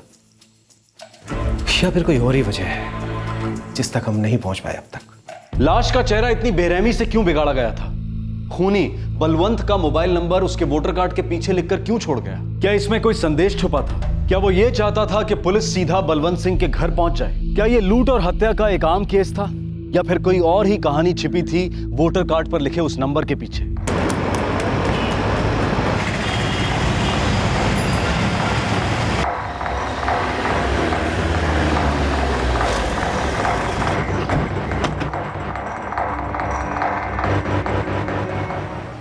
बलवंत सिंह बहुत अच्छे से जानता हूं उसे। कल रात खून हो गया उसका। साहब जैसी संगत वैसा नतीजा। कौन समझाएगा ऐसे आदमी को? क्या मतलब? 6 साल पहले मेरे यहाँ क्लीनर का काम करता था।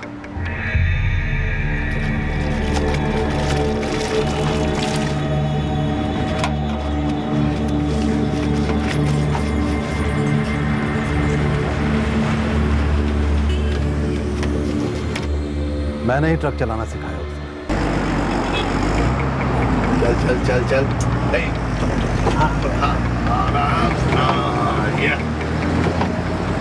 भाजी सेक जाऊंगा बहुत जल्दी। सीख जाऊंगा क्या? काम भी दिया, माल लेके जाता था मेरे ट्रक पे, लेकिन पैसा जैसे ही हाथ लगा बुरी लत लग गई बंदे को।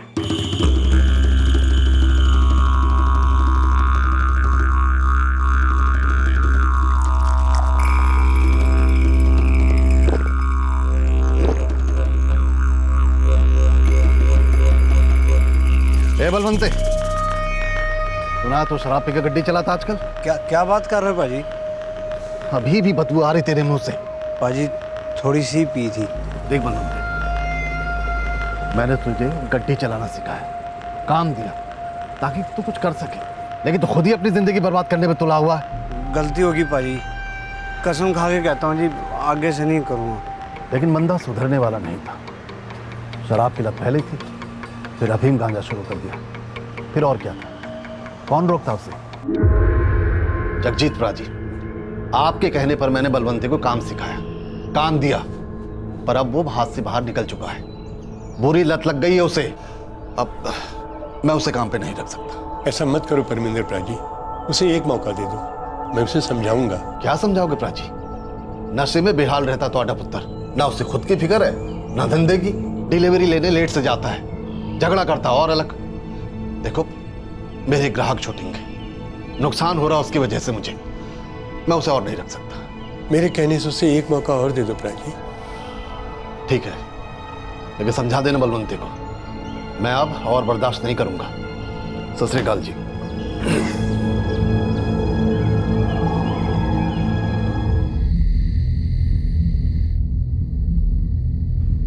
क्यों अपनी जिंदगी बर्बाद करने पे तुला है बलवंते? बलवंत बोल, ये नशे की आदत कब से लगी तुझे?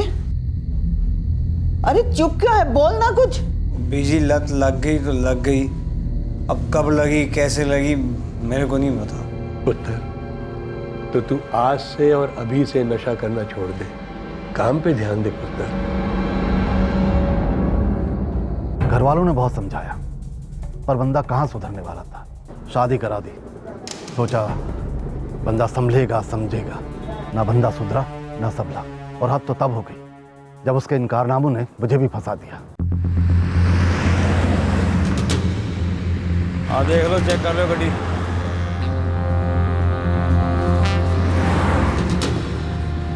गड्डी के पेपर चेक करो, डिक्की भी चेक करो बराबर।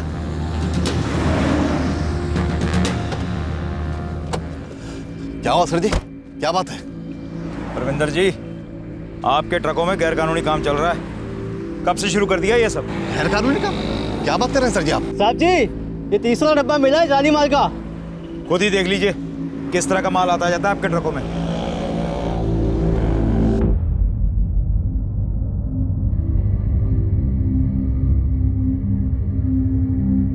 ये रहे आपके लड़के, कर लीजिए जो बात करनी है। ये सब क्या बलवंत है? किसके लिए ले जा रहा था मेरे ट्रक में फर्जी माल? साहब जी, मैं बलवंत बाजी को हमेशा समझाता था कि ये सब काम मत किया करो, लेकिन उन्होंने मेरी कभी मानी नहीं। और आधे दिन तक तो वो दारू के नशे में टल ही रहते हैं। बहुत दिन से वो फर्जी काम ये सब कर रहे हैं। तो तूने मुझे बताया क्यों नहीं ये सब? साहब जी, वो बलवंत बाजी ने मेरा मुंह बंद कर देता तेरा हिस्सा देकर, है ना? ये बात 4 साल पुरानी है, जब मैंने उसे नौकरी से निकाल दिया, हाथ जोड़ दिए।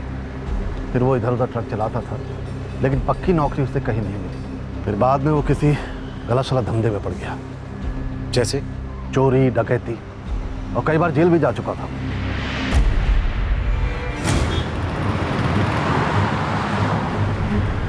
काफी पहुंचा हुआ था बलवंत। उसके घर वाले भी उसकी हरकतों को जानते थे सर, फिर भी हमें कुछ नहीं बताया। ये भी नहीं बताया कि वो जेल जा चुका था। ये मामला कुछ और है, ये कोई आम मर्डर नहीं है। मुझे लगता है एक बड़ी स्टोरी खुलने वाली है तहकीकात के बाद।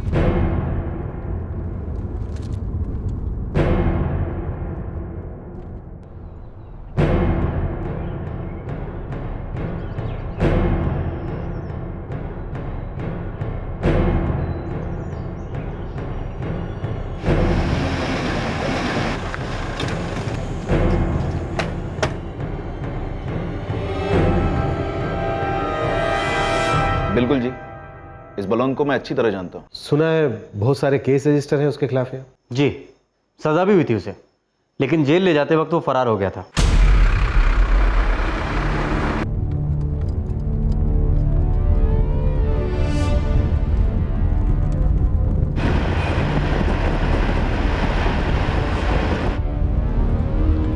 तो चाय पी के चलते हैं। जी जनाब। और रविंदर, गाड़ी साइड ला। जी सर।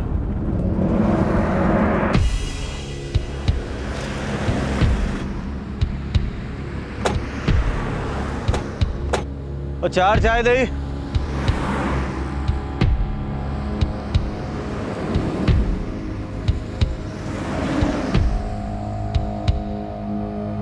ओ पी ले पी ले, अब 2 साल बाद ही तुझे बाहर की चाय नसीब होगी। पी ले।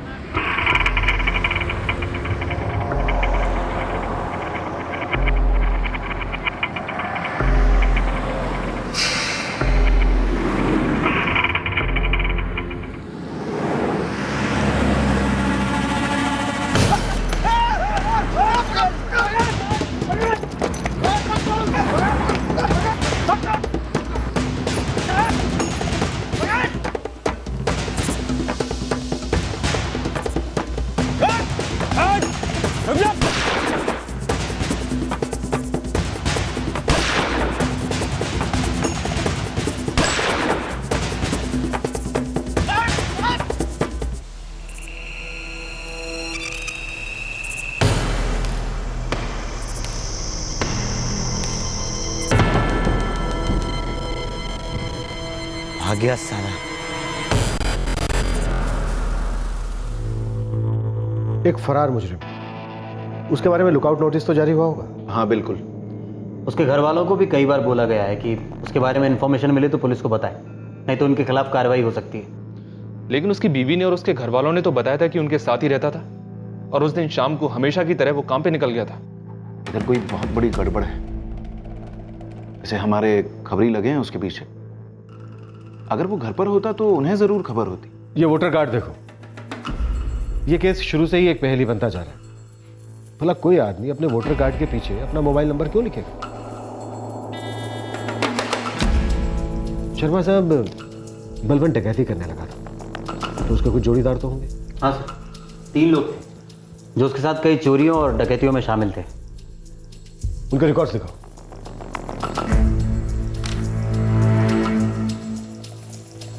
लल्लन भगत, गुरपाल सिंह, कीर्ति सिंह, ये तीनों है कैसे? जमानत पे बाहर है। सर, बलवंत के घर वालों को पूछताछ के लिए बुला लें फिर से? नहीं, पहले उसके 3 साथियों का पता करो। अपने सारे खबरियों को इनके पीछे लगा दो। सर, इस केस की गुत्थी हर सबूत के साथ सुलझने की बजाय उलझती जा रही थी। कोई आदमी अपना मोबाइल नंबर अपने वोटर कार्ड के पीछे क्यों लिखेगा? क्या था ये खेल? साहब, लल्लन भगत, गुरपाल सिंह और कीर्ति सिंह तीनों के तीनों अंडरग्राउंड हैं। किसी का कोई पता नहीं किधर छुपे हैं। कहीं इन तीनों ने ही तो बलवंत का खून नहीं किया? ये तो पक्का नहीं मालूम। हाँ, पर एक खबर बिल्कुल पक्की है। 18 अगस्त की शाम को लल्लन ने झंडियाला में अपने दोस्त अजय की गाड़ी किराए पे उठाई थी। कब तक के लिए चाहिए? कल सुबह की वापसी है। ठीक है, कितने बजे आ जाऊं? अजय, उसका पता ठिकाना? झंडियाला का रहने वाला है, खुद की टैक्सी है उसकी, खुद ही चलाता है। ठीक है।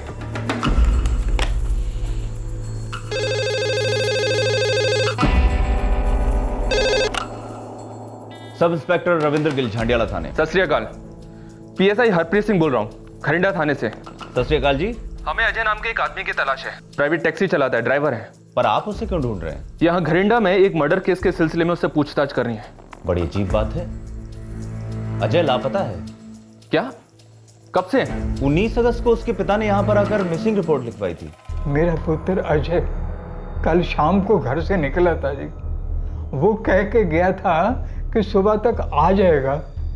अब तो रात होने वाली है जी, अभी तक वो वापस नहीं आया और उसका फोन भी नहीं लग रहा जी। कहाँ गया था वो? पता नहीं साहब, एकदम जल्दी में घर से निकल गया था। ना तो मुझे कुछ बताया और ना ही अपनी घरवाली को बताया। ठीक है, आप हमें उसकी एक फोटो दे दीजिए। 48 घंटे देखते हैं, अगर वो नहीं लौटा तो हम कार्रवाई शुरू कर देंगे। ये लीजिए फोटो साहब। हम आज ही सारे थानों में उसकी फोटो भेजने वाले थे। ठीक है, तब तक आप मुझे उनके पिता श्यामलाल के घर का पता और उनका फोन नंबर दे दीजिए। एक फरार मुजरिम बलवंत, जिसका खून होता है, उसका साथी लल्लन किराए पर एक गाड़ी लेता है और गाड़ी का ड्राइवर अजय गायब हो जाता है। आखिर ये माजरा क्या है?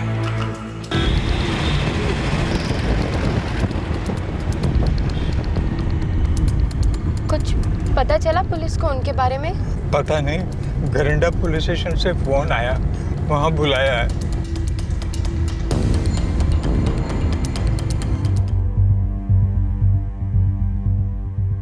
मुर्दाघर?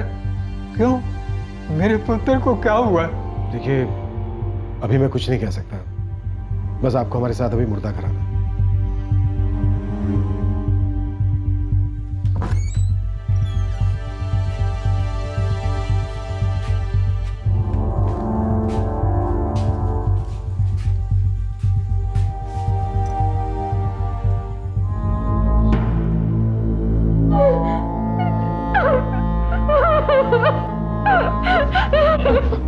बाबूजी, समाधि।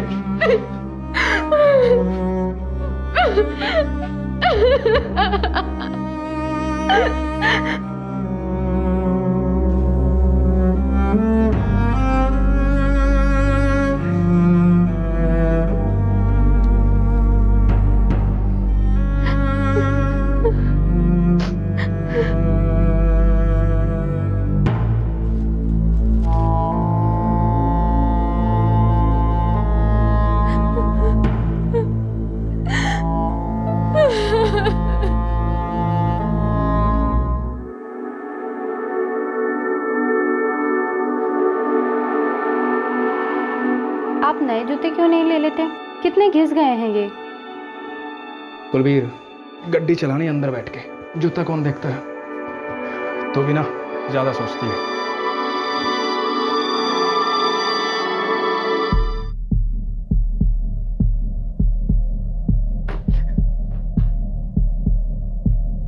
साहब जी, ये जो कपड़े हैं ना, ये मेरे बेटे के नहीं है।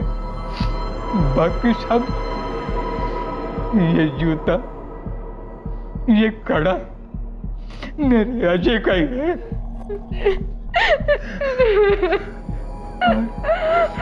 वो जो निशान था ना उसके पांव पे, वो चोट लगी थी बहुत साल पहले, जब वो 13-14 साल का था।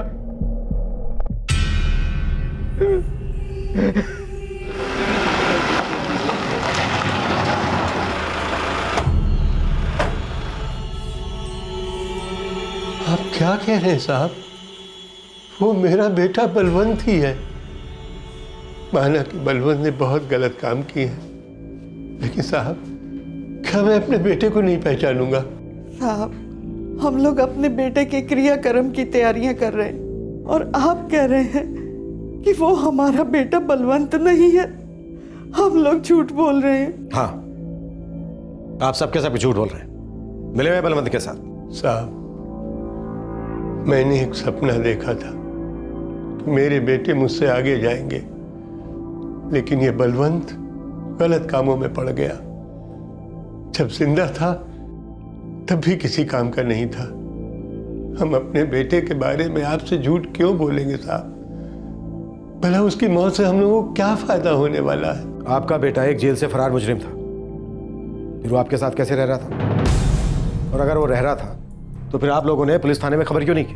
कब खबर करते साहब? वो घर पे रहते ही कहाँ थे? कई दिनों तक घर से गायब रहते थे। वो बोला कि जमानत पे छूट के आया है। अच्छा बहाना है। वो मर गया है और उसका कुछ सामान तो घर में होगा। जूते चप्पल तो होंगे तुम्हारे पास। अब ये मत कहना कि वो जाते वक्त अपना सारा सामान भी साथ में ले गया, जूते चप्पल भी ले गया, बस मोबाइल यहां छोड़ गया। जी साहब, जूते हैं, मैं लाती हूँ।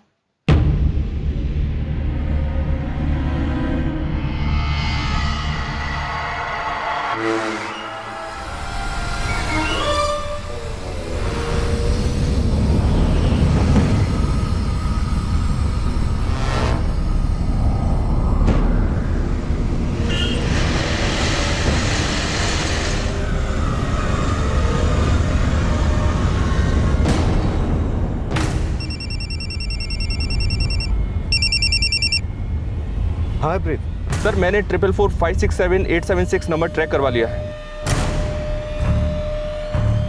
पिछले 2 दिन से ये नंबर चालू था, लेकिन कल शाम को बंद कर दिया गया है। अभी लोकेशन ट्रैक करवा रहा हूँ। ठीक है, तुम लोकेशन को ट्रैकिंग पे डालकर मुर्दाकर पहुंचो, मैं भी वहीं जाता हूँ।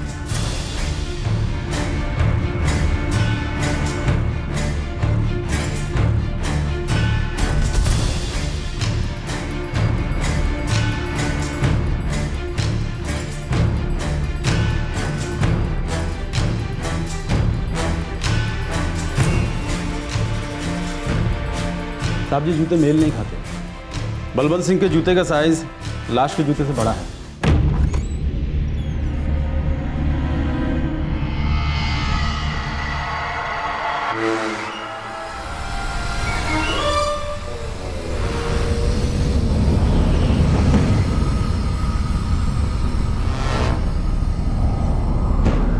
साहब जी, ये लाश का जूता नहीं हो सकता। ये तो काफी बड़ा है, लाश के पैर छोटा है। मतलब ये लाश बलवंत सिंह की नहीं? झूठ बोल रहे हैं आप लोग। हम भला झूठ क्यों बोलेंगे साहब? जगजीत सिंह जी, आपने हमें बताया कि आपका बेटा बलवंत अपना फोन घर पर भूल गया, और जब हमने आपको फोन किया तब जाकर आपको इस बात का पता चला। जी साहब। सफेद झूठ है ये, क्योंकि बलवंत जानबूझकर अपना फोन घर पर छोड़कर गया ताकि जब बचे, मतलब उस टैक्सी ड्राइवर की लाश हमें मिले और हम उस वोटर कार्ड पर लिखे नंबर पर फोन करें, तब आप सब लोग आकर उस लाश की झूठी शिनाख्त कर सके। आप कैसी बात कर रहे हैं साहब? कोई माँ बाप भला अपने बेटे को कैसे नहीं पहचानेंगे? जरूर आपसे कोई झूठ बोल रहा है साहब। हम तो ये भी नहीं जानते कि अजय है कौन। आप लोग ऐसे सच नहीं बोलो। थोड़ा वक्त देता हूं आप लोगों को, तब तक फैसला कर लो कि आप में से सच्ची कहानी कौन सुनाएगा। और अगर फैसला नहीं कर सकते तो और भी बहुत से तरीके आते हैं। साहब ऐसा मत कीजिए।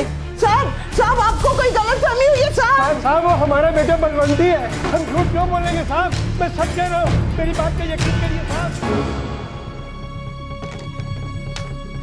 सर बलवंत का नंबर 444567876 जो कि उसके वोटर आईडी कार्ड पे मिला था सुल्तानविंद की लोकेशन दिखा रहा है, और इस नंबर से उसके पिता जगजीत सिंह के फोन के बीच लगातार बात होती रही है। बेटा कमीना और बाप उससे बड़ा कमीना। जगजीत झूठ बोल रहा है, उसे पक्का पता है कि उसका बेटा बलवंत कहाँ है।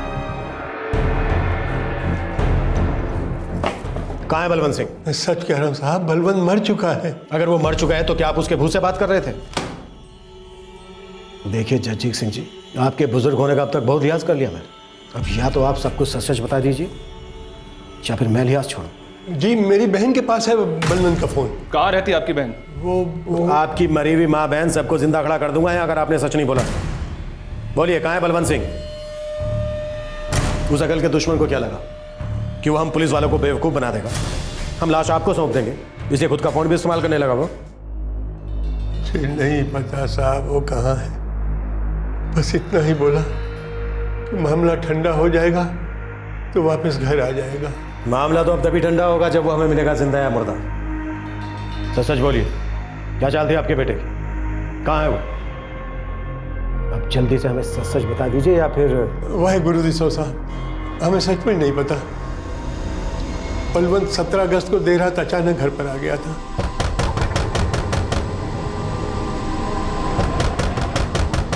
इस वक्त कौन आ गया? चैन से सोने भी नहीं देते।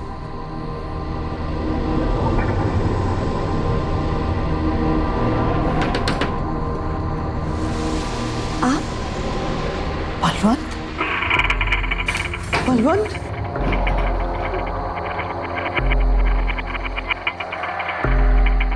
बलवंत?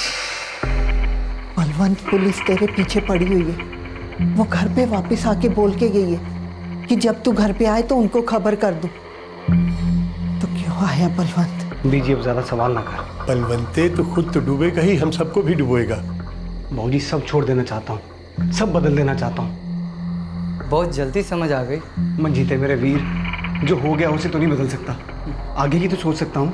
तो फिर ऐसा कर, थाने जा, खुद को पुलिस के हवाले कर दे, जेल जा, वहाँ से लौटने के बाद सुधरने की बात करना। बाबूजी मेरी जिंदगी बर्बाद हो जानी है।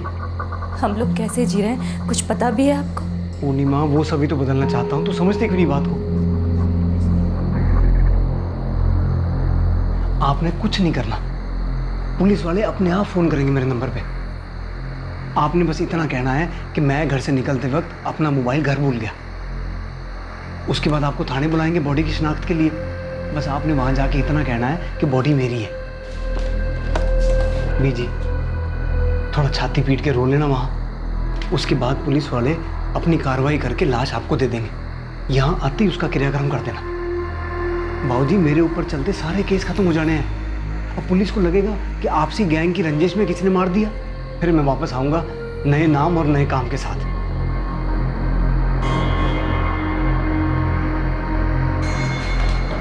बाबूजी ये आखिरी बार है, मेरी मदद कर दो बाबूजी।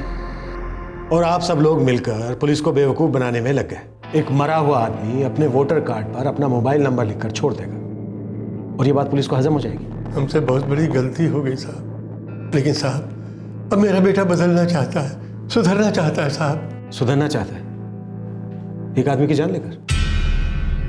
अब तक आपका बेटा एक चोर था, अब खूनी भी बन गया। अरे वो आप सब लोगों को लटका कर गायब हो गया और उसके इस जुर्म में आप सब लोग भी बराबर के हिस्सेदार हो।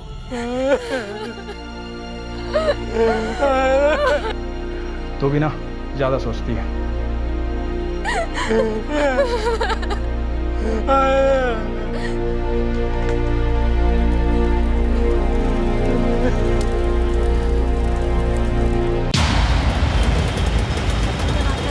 साहब पूरा नेटवर्क एक्टिव कर दिया है, पर ना जाने बलवंत कौन से बिल में घुसकर बैठा है। ढूंढते रहो, हमें हर हाल में उसको पकड़ना है।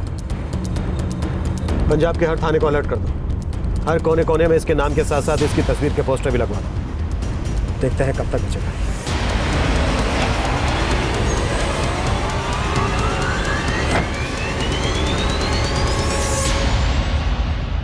पता नहीं साहब, उसकी जान पहचान ललन भगत से हुई कैसे? साहब, मेरे पति टैक्सी चलाते थे, बड़े ही सीधे साधे आदमी थे। उन्हें तो पता भी नहीं होगा कि ललन भगत कौन था और उसका क्या इरादा था। मुझसे कह के गए थे कि सुबह तक लौट आऊंगा। आप रात के खाने तक तो आ जाएंगे ना? नहीं कुलबीर, रात भर का भाड़ा है, सुबह जल्दी आओ। ठीक है, जितनी जल्दी हो सके आ जाना। पैसेंजर छोड़ेगा तभी आऊँगा ना, तो चिंता ना कर, कोशिश करूँगा जल्दी आने की।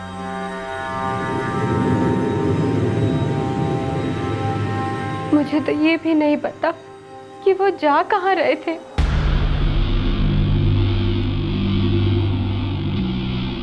सर, ललन भगत, गुरपाल सिंह और कीर्ति सिंह, इन तीनों के बारे में सभी थानों को अलर्ट कर दिया है। इन तीनों को हमें जल्द से जल्द पकड़ना होगा। बलवंत एक फरार मुजरिम है। अगर पहले उसे पकड़ने की पुरजोर कोशिश की गई होती तो एक बंदे की जान नहीं गई है।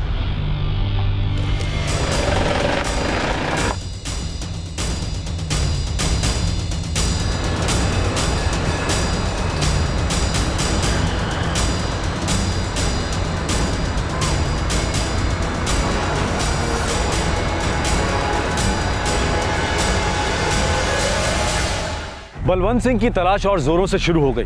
इससे पहले कि वो राज्य की सीमा से बाहर निकल जाए और उसके जुर्मों का सिलसिला चलता रहे, उसका पकड़ा जाना बहुत जरूरी था। अगर यही तेजी पुलिस तब दिखाती जब वो पुलिस की गिरफ्त से भागा था, तो आज एक जान बच गई होती। लेकिन पुलिस बलवंत तक पहुंचे उससे पहले ही पुलिस तक एक खबर पहुंची, बलवंत की खुदकुशी की खबर।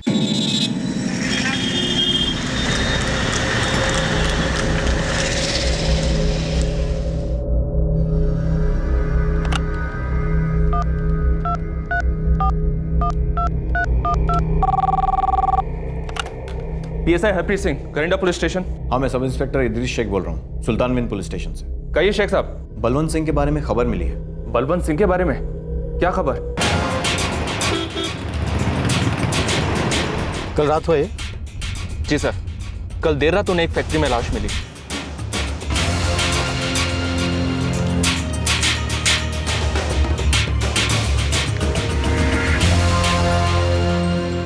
सुसाइड केस है ऐसा कहना भी मुश्किल है। ये पहले भी किसी और को मारकर अपनी मौत का नाटक कर चुका है। लगता है एक और कोई शिकार हो गया इसका। पर हमें लाश के पास सुसाइड नोट मिला है।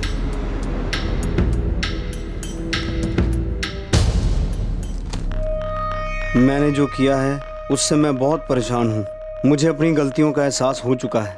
छोटे जुर्म के लिए सजा हुई थी, सजा काट लेता तो नई जिंदगी शुरू कर सकता था, पर उससे बचने के लिए मैंने अपनी मौत का नाटक किया और खून जैसा जुर्म कर डाला। ये मेरी सबसे बड़ी गलती थी, जिसमें नाहक ही मैंने अपने परिवार वालों को भी फंसा डाला। मुझे बहुत दुख है कि मेरी गलतियों की सजा उन्हें मिल रही है। मेरे घर वाले बेकसूर हैं, उन्हें तंग मत कीजिए। मैं खुद इस सब के लिए जिम्मेदार हूँ। मैं अपने पापों से छूटने के लिए आत्महत्या कर रहा हूँ। मेरे घर वालों को और परेशान न कीजिए, यही मेरी आखिरी ख्वाहिश है। बलवंत सिंह। ये लाश कहाँ मिली तुम्हें? कल देर रात फैक्ट्री में, वहाँ के सिक्योरिटी गार्ड ने इन्फॉर्म किया।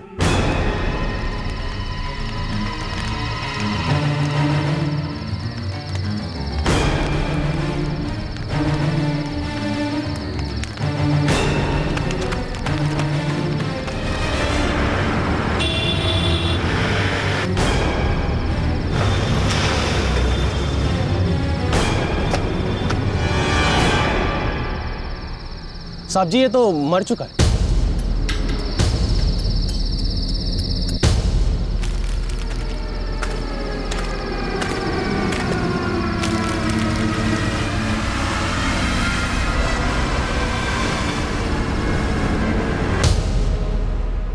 ये सुसाइड नोट इकलौता सबूत है कि वो बलवंत सिंह है? नहीं सर, वो सिक्योरिटी गार्ड उसे पहचानता था। उसने बलवंत को वहाँ फैक्ट्री में 1 घंटा पहले आते देखा था। साहब, ये बलवंत सिंह है, 1 घंटा पहले ही आया था। फैक्ट्री तो शाम को 7 बजे बंद हो जाती है ना? हाँ साहब, बलवंत फैक्ट्री बंद होने के बाद 9 बजे आया था अपने किसी दोस्त के साथ। तो वो अपने एक दोस्त के साथ आया था? जी हाँ। उस दोस्त का कुछ पता चला? नहीं सर, वो सिक्योरिटी गार्ड उसे नहीं पहचानता।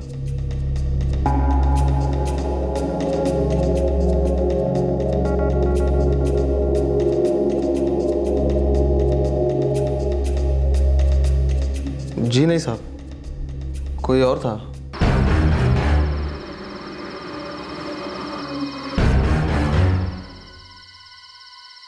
क्या हाल है बलवंत पाजी? सब चंगा तीरथ, तू सुना सब ठीक ठाक? वो एक फरार मुजरिम था, ये बात पता नहीं थी तुझे? नहीं साहब। तो फिर तू बलवंत को कैसे जानता था? वो यहाँ क्या करने आया था? साहब बलवंत अक्सर फैक्ट्री बंद होने के बाद आया करता था। किस लिए? साहब वो फैक्ट्री के पीछे बैठकर शराब पिया करता था। और तू उसे पीने देता था? गलती हो गई साहब। पैसे देता होगा इसे या फिर दारू, है ना? बलवंत के साथ जो दूसरा आदमी था वो कौन था? पता नहीं साहब, मुझे लगा बलवंत का कोई दोस्त होगा। वो लोग कुछ आधा घंटा थे यहाँ, फिर एकदम से मैंने वो आंख देखी। और वो दूसरा आदमी गायब कहाँ हो गया? वो तो पता नहीं साहब।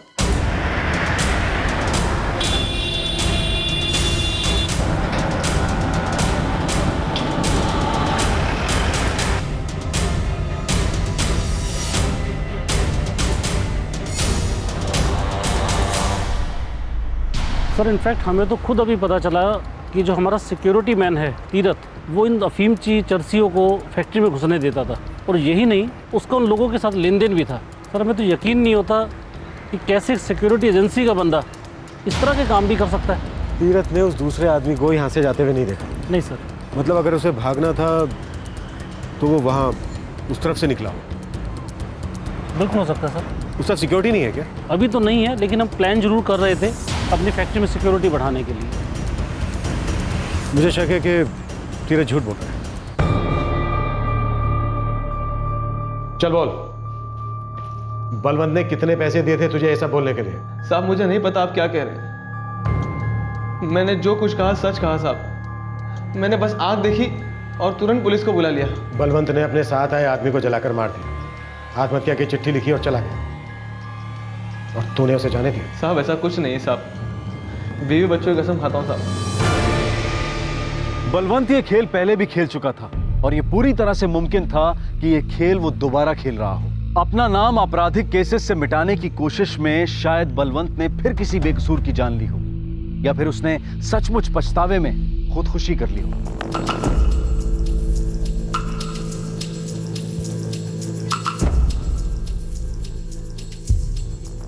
हाँ सर, ये हैंडराइटिंग बलवंत सिंह की है।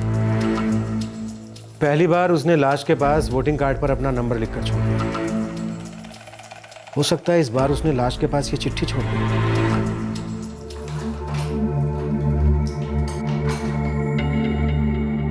बर्बाद करके रख दिया इस लड़के ने हम लोगों को। सुधरने चला था, खूनी बन के रह गया।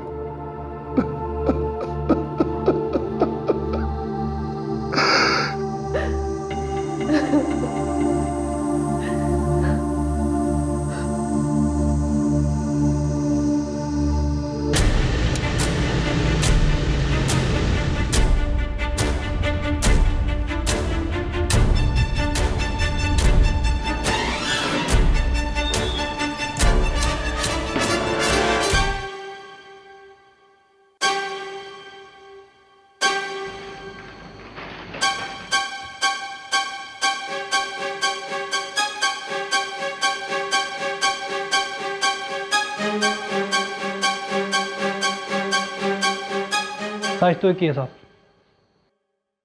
सर कहीं ये बंदा सच में बलवंती तो नहीं है? सर मैंने 444567876 नंबर ट्रैक करवा लिया है। सर बलवंत का नंबर 444567876 जो कि उसके वोटर आईडी कार्ड में मिला था सुल्तानविंद की लोकेशन दिखा रहा है, और इस नंबर से उसके पिता जगजीत सिंह के फोन के बीच लगातार बात होती रही है। आपको ये चप्पल लाश के पैरों में मिली थी ना? जी हाँ सर, पैरों में ही थी, जली हुई थी। बलवंत अपने पिता से बराबर कांटेक्ट में था, उसे हमारी तहकीकात की पूरी जानकारी थी। जब हम उसके घर वालों को गिरफ्तार कर रहे थे तब उसे किसी ने खबर दी होगी कि हमने उसके जूते लिए। वो एक शातिर मुजरिम, उसने सब कुछ प्लान किया था। उसने वहां चप्पल छोड़े क्योंकि वो अच्छी तरह से जानता था हम क्रॉस चेक करें। हो सकता है सर, पर वो ये भूल गया कि वो चप्पल बदल सकता है पर मरने वाले के पैर नहीं।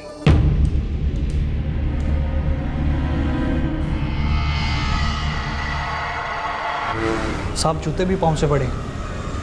मतलब हम यकीन के साथ कह सकते हैं कि बलवंत नहीं, उसने एक बार फिर हमें बेवकूफ बनाने की कोशिश की। वो अभी भी जिंदा है और ये बेचारा उसके जाल में फंसकर अपनी जान गंवा बैठा। सब चंगा तीरथ, तू सुना सब ठीक ठाक? अब ये साफ हो गया था कि बलवंत ने अपनी मौत को साबित करने के लिए एक और खून किया है। अब बलवंत को हिरासत में लेना बहुत जरूरी हो गया था। एक फरार मुजरिम पुलिस फाइल से अपना नाम मिटाने के लिए अब तक 2 जानें ले चुका था। वो बहुत खतरनाक होता जा रहा था।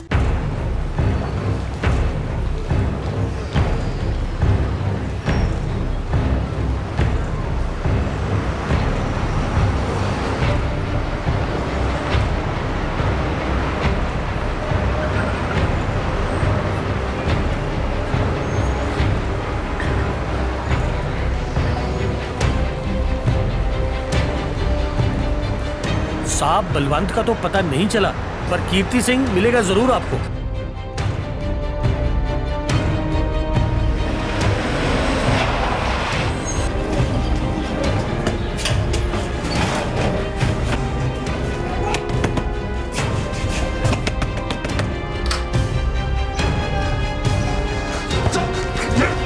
मैं कुछ नहीं कीता साहब, मैं कुछ नहीं कीता साहब।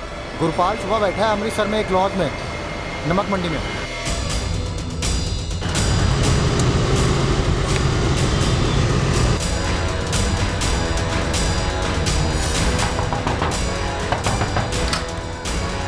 चल चल चल।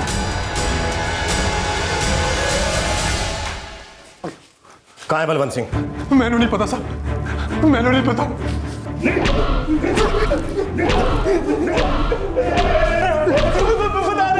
बता रहे रब जी तो पता नहीं साहब, लल्लन को पता होगा।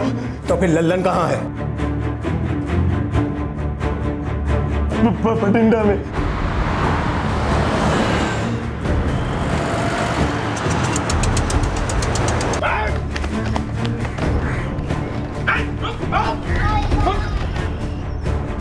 लल्लन रोक लल्लन, नहीं तो गोली मार दूंगा। गोली मत चलाने साहब, गोली नहीं चलाने साहब, मैंने कुछ नहीं किया साहब। बलवंत सिंह कहाँ है? कोई खबर नहीं है साहब। देख लल्लन, ये मैंने अभी तक कहीं दर्ज नहीं किया है कि तुझे गिरफ्तार किया गया है। अगर तूने सच नहीं बोला तो यही तेरा काम तमाम कर दूंगा। पिछले 1 हफ्ते से बात नहीं हुई है साहब। पिछले हफ्ते जब फोन पे बात हुई थी जी, तो सुल्तानविंद में था जी, वहीं कहीं है जी, लेकिन सुल्तानविंद में कहाँ है ये नहीं पता जी। मुझे पक्का यकीन है कि पहले खून में तू भी शामिल था, वो अजय था, बराबर? अब ये बता कि दूसरा खून किसका हुआ? पता नहीं साहब। अजय के खून के बाद मैंने और बलवंत ने अपना अपना रास्ता पकड़ लिया था। बलवंत ने कहा था जी वो सुल्तानविंद जा रहा है और लाश को ठिकाने लगाने तक वो वहीं रहेगा जी। अजय को तूने ही फंसाया था ना? हाँ जी, पर बलवंत के कहने पे।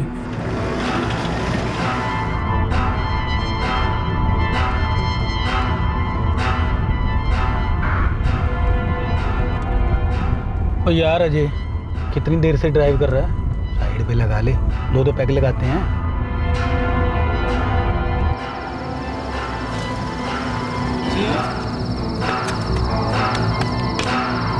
बैठो पाजी।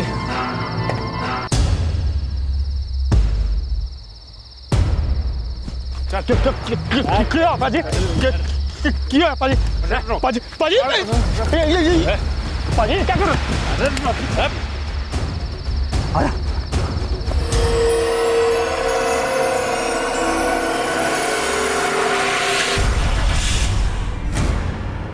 और जिस बंदे को बलवंत ने फैक्ट्री में जलाया वो कौन था? मुझे सच में नहीं पता जी।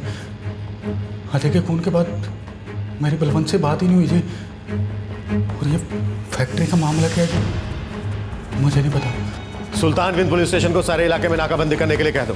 बाहर जाने वाले सभी रास्तों पर चेक पोस्ट बिठा दो। इस इलाके के हर गुंडे बदमाश को धर पकड़ो। कहीं से भी इस कमीने बलवंत को ढूंढ निकालो। सर।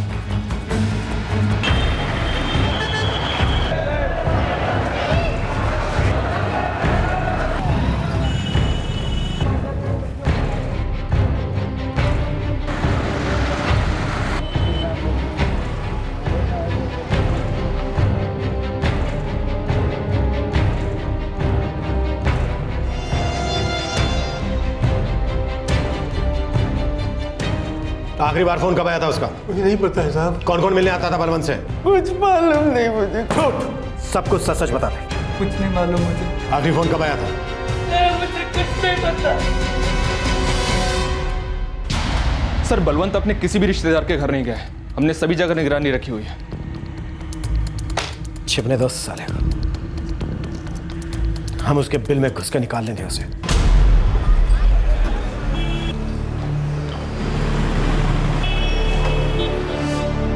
साहब मैं हुणे 15 मिनट पहले उसे सुल्तानविंड बस अड्डे पे देखा है। मैंने अपना बंदा उसके बगल लगा रखा है। आप जल्दी आ जाओ, कहीं वो भाग ना जाए।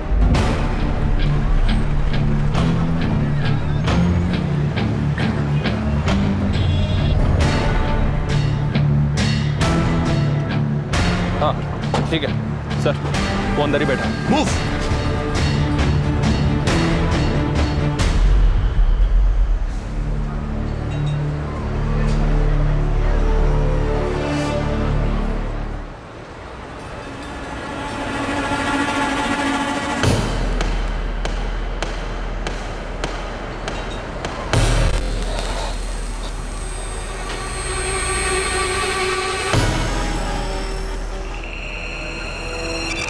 तो भाई साहब क्या हुआ? अब बिल चुका दे फिर छुप भाई। ओए सर जी, ओ भाई साहब टेबल के नीचे छिप रहे।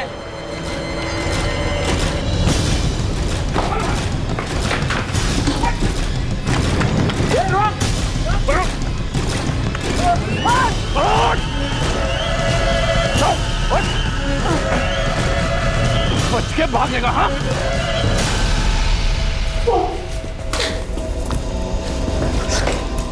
वैसे तो तू पहले ही 2 बार मर चुका है। अब सच में तुझे मारने में जरा भी अफसोस नहीं होगा मुझे। चलो, सुल्तान विंद में किसे चलाया था तूने अपनी लाश बनाने के लिए?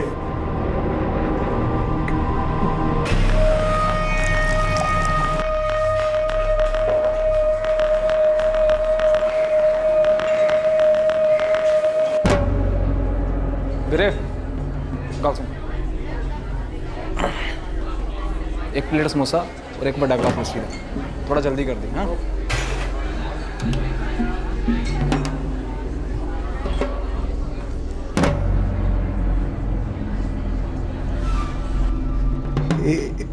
एक होटल में मिला था जी उससे। भाजी क्या काम करते हो? भाई आपको क्या मतलब है? नहीं नहीं, ऐसे ही आसपास ही काम करते हो। भाई कोई भी काम मिल जाए जी कर लेंगे जी, बस पैसे से मतलब है जी। अच्छा, किस तरह का काम? काम मतलब थोड़ी मोटी मजदूरी मिल जाए कर लेंगे। क्या नाम क्या बताया आपने? भाई राजेश। मैं यहाँ एक फैक्ट्री में काम करता हूँ। उनको कुछ कारीगर चाहिए। 6,000 रुपये देंगे महीने के। कहो तो मैं बात करा देता हूँ। भाई 6,000 जी? भाई जरूर करेंगे जी, अगर आपके बस में है तो।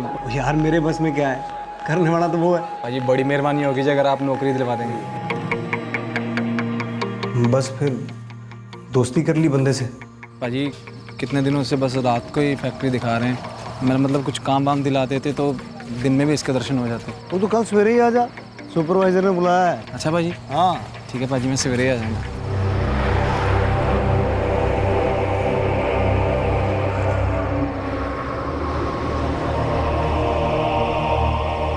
क्या हाल है बलवन पाजी? सब चंगा तीरथ, तू सुना सब ठीक ठाक?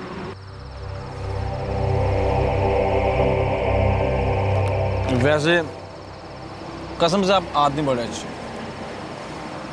भाई आपको पता नहीं है, आपने मुझे काम दिलाकर ना मेरी बहुत बड़ी मदद की है। नौकरी दिलाने के लिए ना बहुत मेहरबानी करो। ओ यार कैसी मदद, सारी किस्मत की बात होती है राजेश। फैक्ट्री में काम बहुत बढ़ गया, बंदे हैं नहीं। अच्छा और तू मिल गया, तेरे को काम की जरूरत है, फैक्ट्री वालों को बंदों की जरूरत है। आपने बिल्कुल ठीक कहा, बिल्कुल ठीक है। ले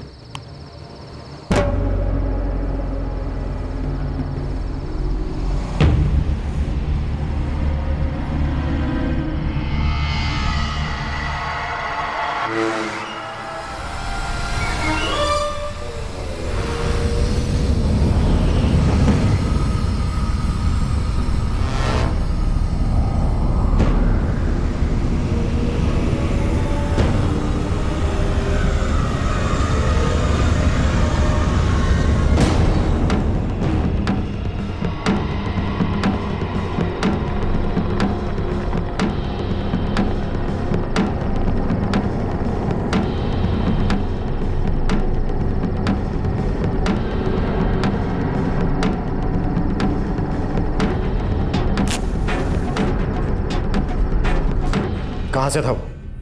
घर वाले कहाँ हैं उसके? पता नहीं जी, वो सब नहीं पूछा। जी मैं आता है तुझे यही मार के काटता।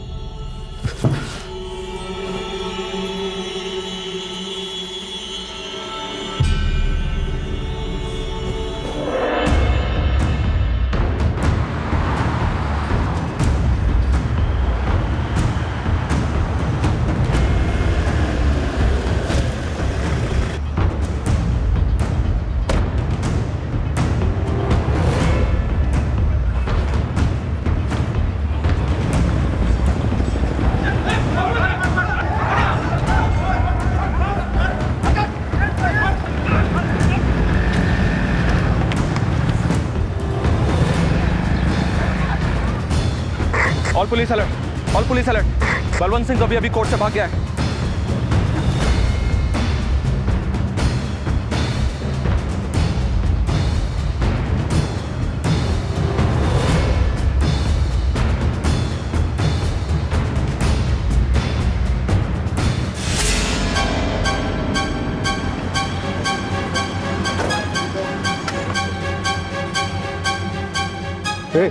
कपड़ा हटाओ, मैंने बोला कपड़ा हटाओ।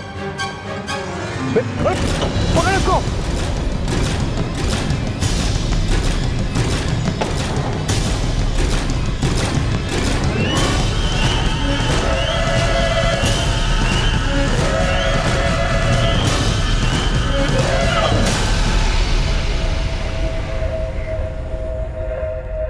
साल 2010 में पुलिस की गिरफ्त से फरार हुए बलवंत ने 2 मासूमों की जान ली और उनकी लाशों को अपनी झूठी शिनाख्त के लिए इस्तेमाल करना चाहा ताकि उस पर लगे सभी केसेस रफा दफा हो जाएं। बलवंत सिंह ने एक बार फिर भागने की कोशिश की जनवरी 2013 में, लेकिन इस बार वो पकड़ा गया और अब वो पुलिस हिरासत में है। बलवंत सिंह और उसके पूरे परिवार पर आईपीसी की धारा 302 के तहत हत्या, 211 के तहत नुकसान पहुंचाने के इरादे से लगाया गया झूठा इल्जाम, 194 यानी कि जुर्म को छुपाने के लिए दिया गया झूठा बयान और गैर कानूनी साजिश करने के लिए धारा 120 भी लगाई गई है। सभी आरोपी इस वक्त न्यायिक हिरासत में हैं। बलवंत सिंह के खिलाफ सभी केसेस की सुनवाई फिलहाल चल रही है, जहां उसके खिलाफ डकैती और चोरी के आरोप दर्ज हुए हैं। लोपोके पुलिस स्टेशन ने, घरिंदा और सुल्तानविंद पुलिस स्टेशन ने, जहां उसके खिलाफ खून के केसेस दर्ज हुए, और साथ ही ब्यास पुलिस स्टेशन ने, जहां की पुलिस की गिरफ्त से वो भाग निकला था, इन सभी ने उसके खिलाफ कोर्ट में केसेस दाखिल किए हैं। एक फरार मुजरिम जिसने 2 मासूम लोगों की हत्या कर दी,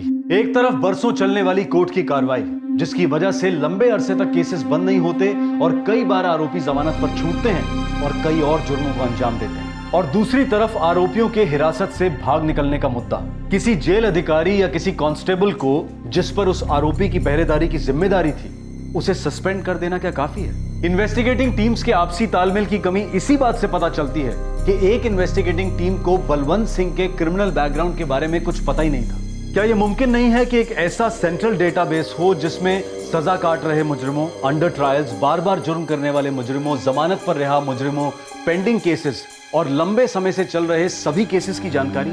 सिर्फ सेंट्रल डेटाबेस पर ही नहीं जिसमें जुर्म के आंकड़े और रिकॉर्ड शामिल किए जाएं, बल्कि एक ऐसा डेटाबेस जिसकी सारी जानकारी बराबर सभी कानूनी संस्थाओं को बांटी जाए, जिस पर अमल भी किया जाए और जिसे रेगुलरली अपडेट भी किया जाए। भविष्य के बारे में सोचकर ऐसी किसी कानूनी व्यवस्था को विकसित करना इतना मुश्किल क्यों है? क्या लॉ एंड ऑर्डर बनाए रखने के लिए ऐसी कानूनी व्यवस्था जरूरी नहीं है? हम बैंक की किसी एक ब्रांच में अकाउंट खोलकर उस अकाउंट नंबर से बैंक की किसी भी ब्रांच में ट्रांजैक्शन कर सकते हैं। माना कि बैंक्स के ट्रांजैक्शन में पैसे का लेन देन होता है और बैंक्स अपने वर्किंग सिस्टम को हमेशा अपग्रेड करते रहते हैं, लेकिन क्या यही सोच, यही निष्ठा, यही अनुशासन कानून व्यवस्था को और मजबूत बनाने के लिए इस्तेमाल नहीं किया जाना चाहिए? क्या इसकी वजह यह है कि हमारा सिस्टम लापरवाही और गैर जिम्मेदारी का आदी हो चुका है, जहां बदलाव की जरूरत ना तो किसी को महसूस होती है और ना ही कोई बदलने को तैयार है? लेकिन बदलाव अब जरूरी हो गया है ताकि बलवंत जैसे मुजरिम और जाने ना ले सकें। आपसे फिर मुलाकात होगी क्राइम पेट्रोल दस्तक में एक और नए केस के साथ। तब तक अपना ख्याल रखें, सुरक्षित रहें और याद रखें, हम सभी को, चाहे वो सिस्टम के अंदर हो या बाहर, इस लापरवाही और गैर जिम्मेदाराना एटीट्यूड को निकाल फेंकना होगा। जय। क्राइम पेट्रोल्स के और भी दिलचस्प कहानी देखने के लिए हमारे चैनल को सब्सक्राइब करें और बेल आइकॉन दबाना न भूलें।